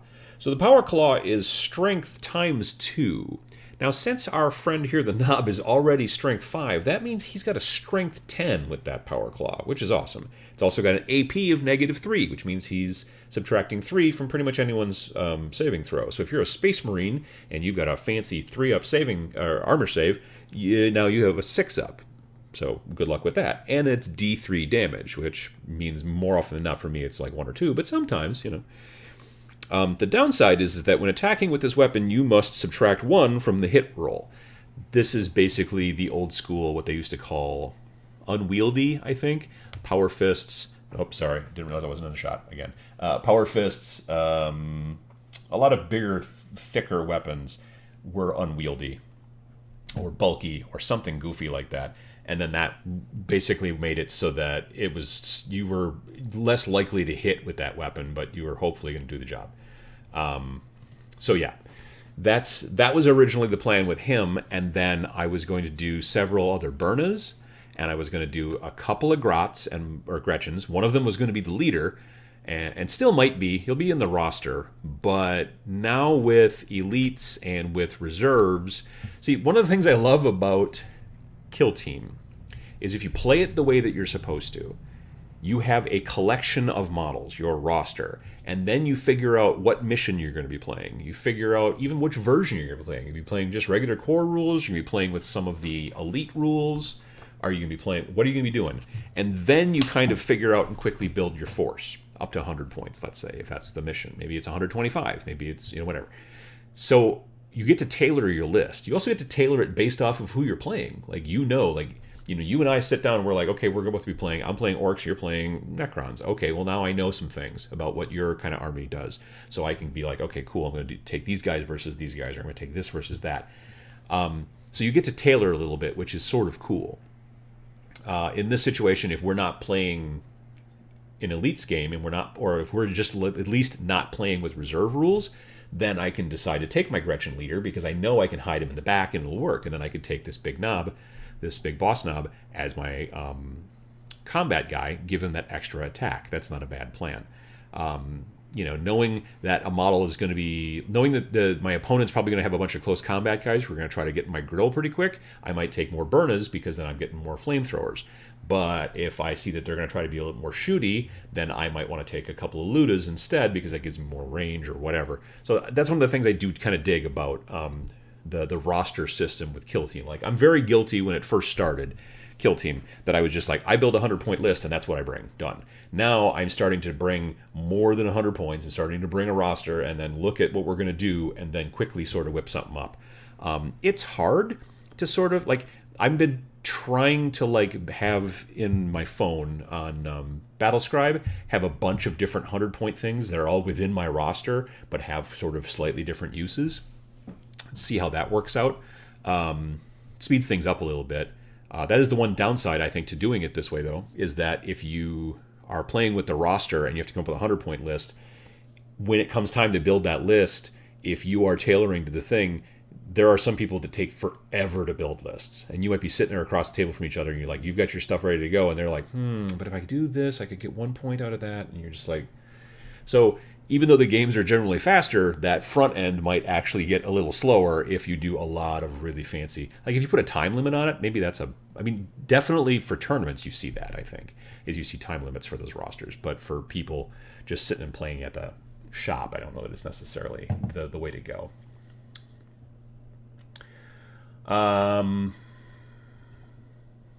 Adron says, get a Stampa, Adam. Best kill team ever. I don't think you can take the Stampas into the thingy. So there's that. What else here? Actually, some LED lights put out surprising amounts of heat going through from the heat sinks present in some bulbs. Interesting. Let me see here. I still think you're not... They'd always tell you... Well, I'm assuming they probably tell you don't use LED bulbs to keep your lizards warm or whatever. There's that too. Kelly says, I saw a Deathwatch kill team that had been fully magnetized. Might try that as it would make selection for each mission easier. Very true. Also, probably a ton of work, but, you know, you're generally, with Deathwatch, you're running far fewer folks anyway, you know, because it's a smaller list. But yeah, that's true. I think predominantly, like, I'm starting to build some boys for my orc kill team because I need some. Otherwise, I'm going predominantly more Burna heavy and yeah, more Burna heavy versus Ludas, I think. That being said, now with elites, now you can also run flash gets, which I had heard the term floated around a bunch as a younger person, but previously, let's just say that. But I've never really been into... Where the hell is... That's what I want. Okay. Oh, that's me. Hey, look at that. This is what I want. Flash gets. So the flash gets are interesting. Like, I didn't know what the heck they were because I'd never played against them. Evidently, they've been sort of garbage in regular 40K for a long time. Like, either way too high in points or something. I don't know. And I don't know if that's changed at all, honestly, in 8th edition. But the models themselves, I don't even know if they're that good in Kill Team. Like, they're not cheap, I think, points-wise. Let me look. But just look at those models. I mean, come on, seriously. Like, I'm not made out of stone. I mean, look at that guy. He's got a pirate hat, for God's sakes. That's kind of fun. Knob, Mega Knob, Flash Get. Flash Gets cost 23 to 24 points, just straight up. But then if you want the gun... Oh, the gun's free. Well, there you go. So yeah, so they're 23 to 24 points for the snaz gun, as it's called, which is a lot of fun. This model is armed with a snaz gun and stick bombs. And then you can have a captain who costs a point more and is, as far as I can tell, identical to a regular Flash Get. Flash Get and captain... Yep. Everything's identical. So I don't... The only... one Flash Get... No, that's one Flash Get or captain in your kill team may take a Get Find a Squig, which is basically like a scope. It is not cheap, though. Get Find a Squig is 4 points. So... But the benefit to the Get Find a Squig is that it adds +1 to hit rolls for all shooting attacks made by a model with a Get Find a Squig. So... your ballistic skill on the Flash Get, which is already 4 up instead of 5 up, like most orcs, it is now 3 up. So if you take that 4 points and you take a guy who's 23 points and now you make him 27 points, he now has a 3 up ballistic skill, which is kind of crazy for an orc. So I definitely want to throw at least one of these guys into my army because I just think the models are so crazy looking. Like, this guy technically, I'm assuming, is a captain because he's wearing a pirate hat. But I still might just run him as a normal Flash Get and sometimes, but then sometimes I might run him as a captain. I love that sometimes in these types of games where you can just be like, well, that guy's the captain, but you're not running him as a captain. He's not a captain. He just likes the captain's hat. He's just wearing the. But then later on, you'd be like, oh, that guy's a captain. I mean, check out his hat, obviously. So being able to do that, in the situation, I don't know. I kind of dig that. I also kicked around the idea of maybe using one of these guys' bodies, but then using like a totally different head. Like I bought these heads; they were in the Adepticon booty video. That are like these weird heads, or like orc heads, but they're made out of like a can almost, or yeah, almost like a robot head. That'd be sort of fun too. I think it'd be hysterical to have a robot head on an orc body, and then with my other guy have the orc head on the robot body. That would be meta. Yeah, but these are the mega knobs that are also elite models. And honestly, if I also want to, I could probably take this guy over here and just be like, oh no, that's a mega knob, when I want to play elite games with using a mega knob. I could probably do that as well. He doesn't have to just be that boss knob the way I designed him, but in other games where we're not playing elites, I could be like, oh, it's just a boss knob. So you've got options. I think that that's one of the things I like about Orks a lot, is that A, they're really super quick and easy to paint.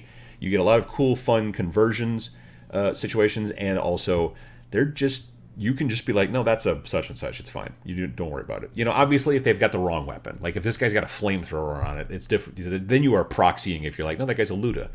Luda is a definitely separate type of gun. But as long as the guns are pretty close, you can say that model is whatever kind of. You could be like, no, that guy's just a normal boy. Well, he's kind of huge. Well, yeah, he's been working out. There's no reason you can't do that, in my opinion. So, my window's all set back up again. All right, so.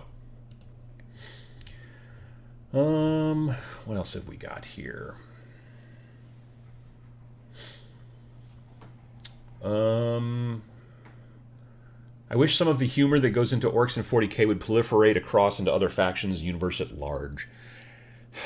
I think that Orks are, for the most part, kind of the comic relief of the overall lore of the whole system.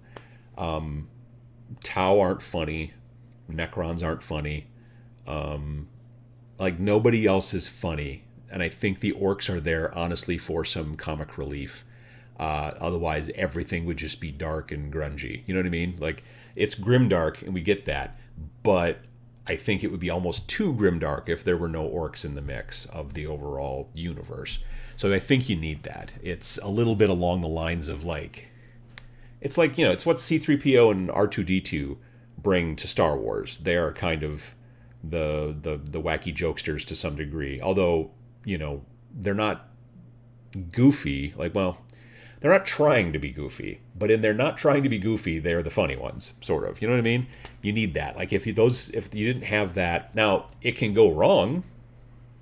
I'm looking at you, Jar Jar Binks. It can go wrong. But if you do it right, that nice balance can work out pretty well. And I think that's really what the Orks are for. Like, if the Orks were evil, like, they want to fight all the time. They do. And they want to... But if they were, like, evil, which I don't get the feeling from Orks, if they were evil, I think it would negatively impact the overall kind of fluff behind the game. That's just my own personal preference. But, yeah. So, yeah, let's see here. Whatever. Does GW retire models often? Also, do they resculpt models often? They do resculpt from time to time. I mean, like, the old Plague Marines, back before the new Death Guard kind of style Plague Marines, were a very different thing. The new Plague Marines are taller and cool looking. Like, very cool. Not that the old ones weren't, but it's a definite difference just in sculpt. The old Plague Marines were obviously like more hand sculpted and that kind of stuff, whereas the new ones are, computer sculpted and everything. So yeah, it's interesting. But yeah, they don't, like, beyond retiring, honestly, sometimes, like, lately this year been bringing models back. They're like, hey, for 1 week only, you can get these, and these and whatnot. And then we'll just take those orders in and then we'll make them and then send them out. Now, they're not doing it in plastics. They're doing resin models. They're generally using old masters that were like metal models, and then they're making them in resin and mailing them out once they get the orders. So you're almost kind of like pre-ordering so that they don't make more models than they need. But yeah, that's kind of the way it works. Sam Hinchy says that Tau are funny. You laugh at them. Well, I mean, some people don't. JP Got Rocket says there used to be a lot more tongue-in-cheek things in 40K. That's also very true. If you go back and look at some of the oldest books, there's a lot of wacky shenanigans going on, and that's fine. I don't know. I think as a big company, it got to a point where it became that they wanted to make things a little bit more serious. It's potentially all based off of sales, where they're like, it turns out when we make things a little bit more serious, that it sells better. Like if everything was all jokes and fart jokes, because literally there were fart jokes, absolutely. If you go back and look at not the Rogue Trader reprint book that they put out, but the Realm of Chaos, Slaves to Darkness, or whatever book that they put out a couple years back. This is a recreation of the original book from back 30 years ago. I was reading through it one night. I bought it at Adepticon 2 years ago, and it was like late, and me and the guy that I was rooming with, we were both like laying in our separate beds, and we were both kind of not totally sober and trying to get to sleep. And I was just like flipping through the book and looking at stuff, and there were like rules in there for like if you had mutations that would occur on some of your chaos guys. And one of the mutations was like never ever stopped farting, basically, just like constant flatulence. And it was like a dice roll to see like what your mutations were. And we were reading it and just tears, just laughing. We were just laughing so much. So there were funny kind of things like that back in the day. And you still kind of get a little bit of that more with the Orks and that kind of stuff. But they've kind of dialed that a little bit more. So...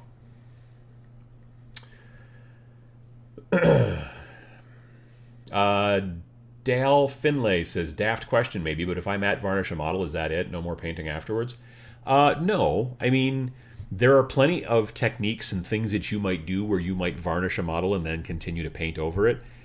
It depends, though. Generally, varnish is a last step, unless you're going to be putting like flock and grass tufts and things like that on the bases, like as I mentioned earlier when someone asked that question. But there are plenty of times when you might use a gloss varnish and then want to do some like pin washing, kind of like pin washing is like, you know, when you have like a tank or something like that, or some sort of vehicle, and it has all those little panel lines, like the little kind of separations between panels, but they're not really separations. If you want to darken those up, if you gloss varnish everything and then take like a wash, if you just kind of tap it into that like crevice, because it's all glossy, it will kind of automatically sort of fill in the crevice a little bit, doing via capillary action, if you want to get scientific, I guess. But yeah, so there's times when you want to protect the stuff you've already done from the stuff you're about to do, and you might do varnish in those situations. Sometimes it's a gloss varnish, sometimes it's a matte varnish. It depends on what your next step is. So I can't say one way or the other, oh, this does this and this does that. It's very case by case. But yeah, it's generally easier to paint over matte varnish than it is to paint over gloss varnish. Again, unless you're doing those kind of washes and things like that. But generally, yeah, you can do that, especially if you're like, if the next technique may affect, and again, it's more often than not, it is I'm locking this varnish down, or I'm locking this paint job down with varnish, because the next thing I'm doing, maybe you're switching to some oil washes, and oil washes can mess with the acrylics underneath. Whereas normally layering acrylic on top of acrylic, there's no problem with that, but putting an oil wash or oil technique on top of acrylic can goof up the acrylic underneath it, which is why you varnish in between. So, yeah. But generally, in a normal model situation, especially tabletop stuff, you're generally saving varnish till the end or second to last, and that is, last step would then be maybe flock or grass tufts and things like that.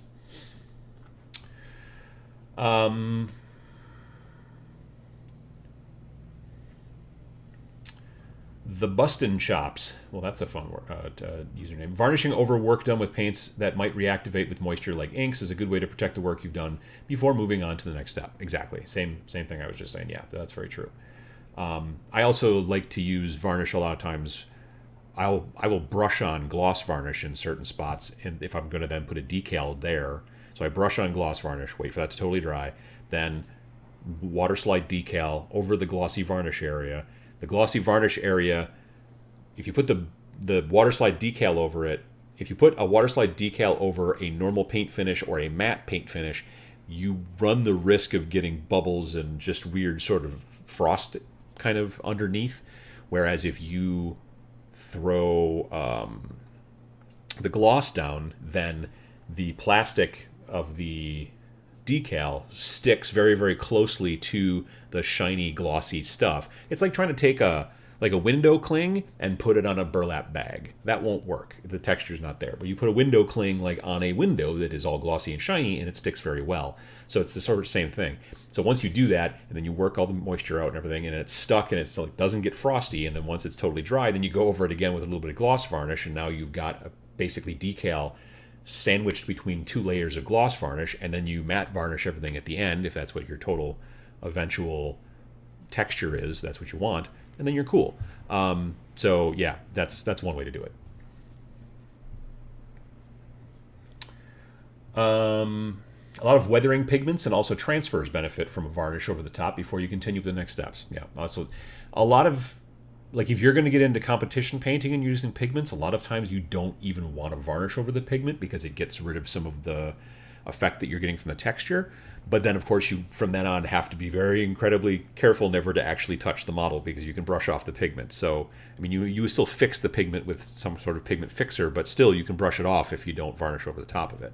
If you're using the pigment to be not just a coloring pigment, but also to give off a specific texture, you don't generally want to varnish over it. But if you're just like, I want to have everything look sooty, but then I'm going to matte varnish over it, then you can do that and it can work out well too. And then it will also help to protect the varnish or the pigment by covering it in varnish. The Animaster says, I built an orc with a rocket launcher, but I don't think that rocket launchers are allowed in Kill Team. It just looked cool, that's all. Can I just call it a regular gun? Well, if you built an orc with a rocket launcher... Let me pull this out again. Orcs. So a boss knob can have a combi weapon with rocket launcher. Just a straight up rocket launcher. Who else can have a rocket launcher? Somebody. Probably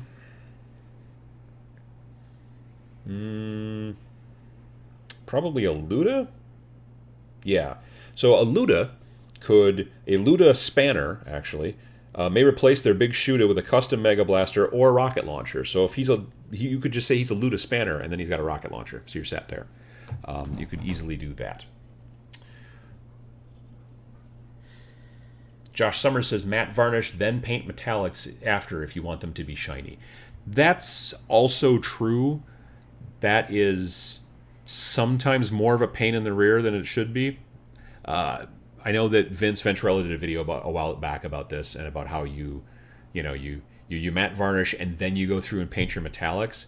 I've never found my matte varnish to, like, if you want your sword to be actually glossy and also metallic, that's a different story sometimes. I've never found a matte varnish, and either maybe I don't put it on thick enough, but I've never found a matte varnish to actually make a metallic look less metallic. I also may not have as discerning of an eye as somebody like Vince, but for the most part, I've not done that. There are times that I will, after I get done with my matte varnish on, let's say, a sword, I may sometimes actually go back and do a little touch-up highlights with a metallic paint again over it, just to maybe get that extra glint, but it depends on the paint. I have varnished over, like Vallejo makes a Model Air metallic line that I really love, and I use them even with brushes instead of metallic paint, or instead of the airbrush. But yeah, I haven't had problems with it generally going that direction. But again, I'm generally painting for tabletop, so if you are painting for competitions and contests and things like that, then you're probably going to be you're probably not going to do too much varnishing unless it's a varnish to like protect one layer from the next layer, that kind of thing. So yeah.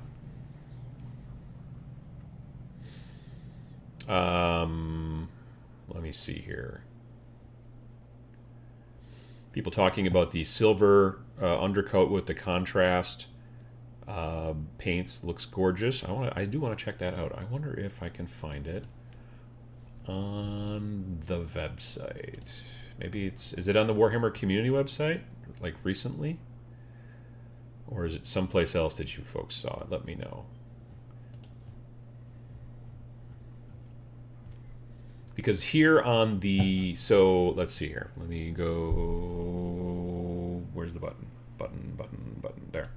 So over here, you've got, this is on the community website and whatnot. Meet the range. Here's your 2 colors of your primer. And then they also have what they call, well, it's technically they call it a base. And they also have it in brush on if you need to go that direction. And then they have all these other colors. And you can see, like, here's your bloodletter. Here's a spooky boy.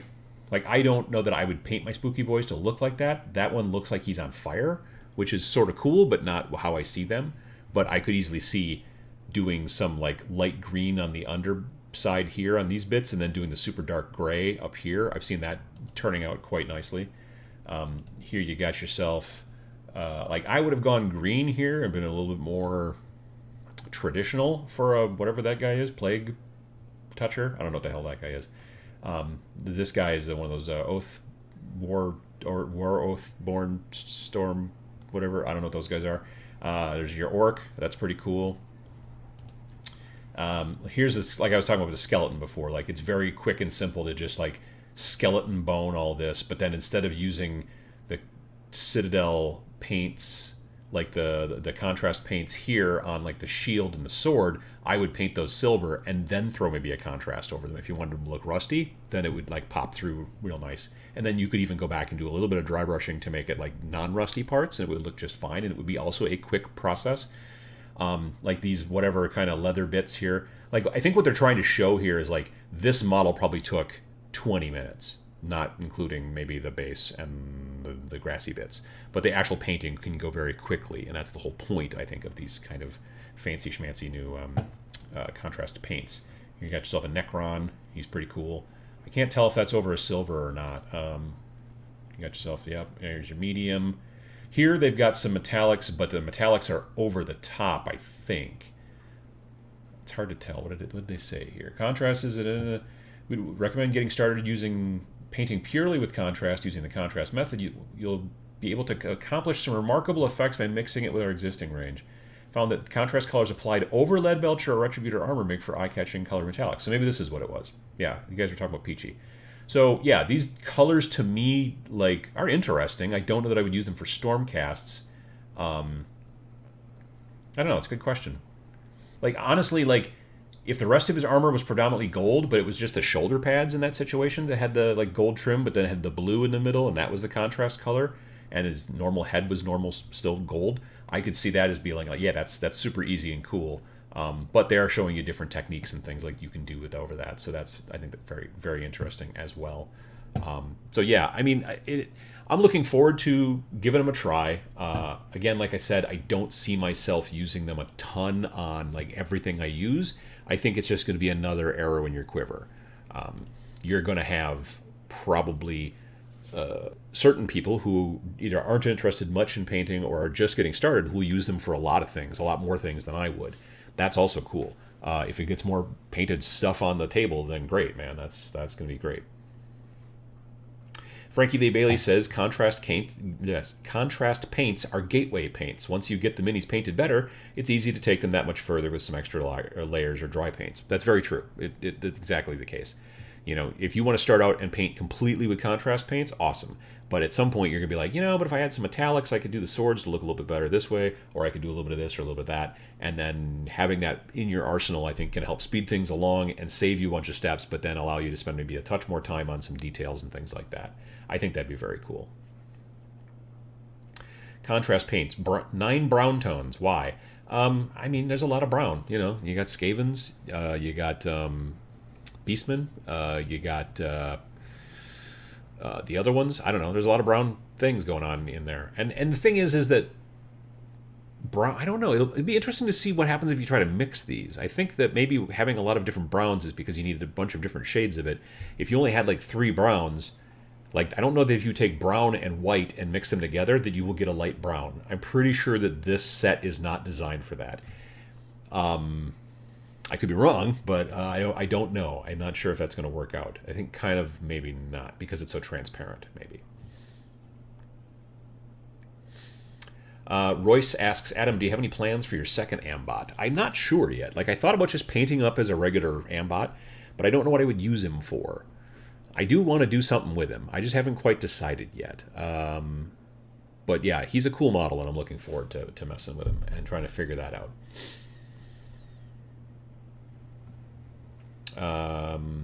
Kim says, I do think that we have painted for years, or we that have painted for years are still going to get some use out of them. Oh, absolutely. I would definitely, like I said, if I could get it to be a very quick and simple, like decent looking white, that gives you like a little bit of a gray value in some of the recesses, but is not too dark gray and just works out really well. I could see, because I'm thinking about also starting to play a little bit of Star Wars Legion here and there. I have to sneeze. Or maybe it's... Excuse me. Anyway, I'm kicking around the idea of getting into some Star Wars Legion, and I kind of don't want to even bother with the Empire because I just don't like their models that much. But if I had to, using those contrast paints on the Stormtroopers would be super quick.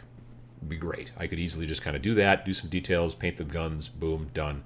And yeah, so I'm trying to figure that out, frankly, and go from there.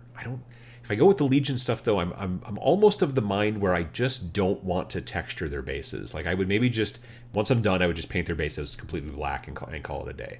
Which it would look weird, maybe to me partially, and might drive me a little bit nuts, but it also might just save me a bunch of time. So I'm not sure. Anyway, so it's 11 o'clock. It's time for me to head out and for you guys to either keep on painting or go on with the rest of your day or go to bed, depending on which part of the world you live in. Looking forward to it, to seeing some of you in about 2 weeks at TMX. I will probably be doing another live show this upcoming Sunday again. We'll probably have 2 in a row because there won't be one during TMX. I've tried that twice now, and it has never worked properly, so I'm not even going to bother. So I think we're going to do that.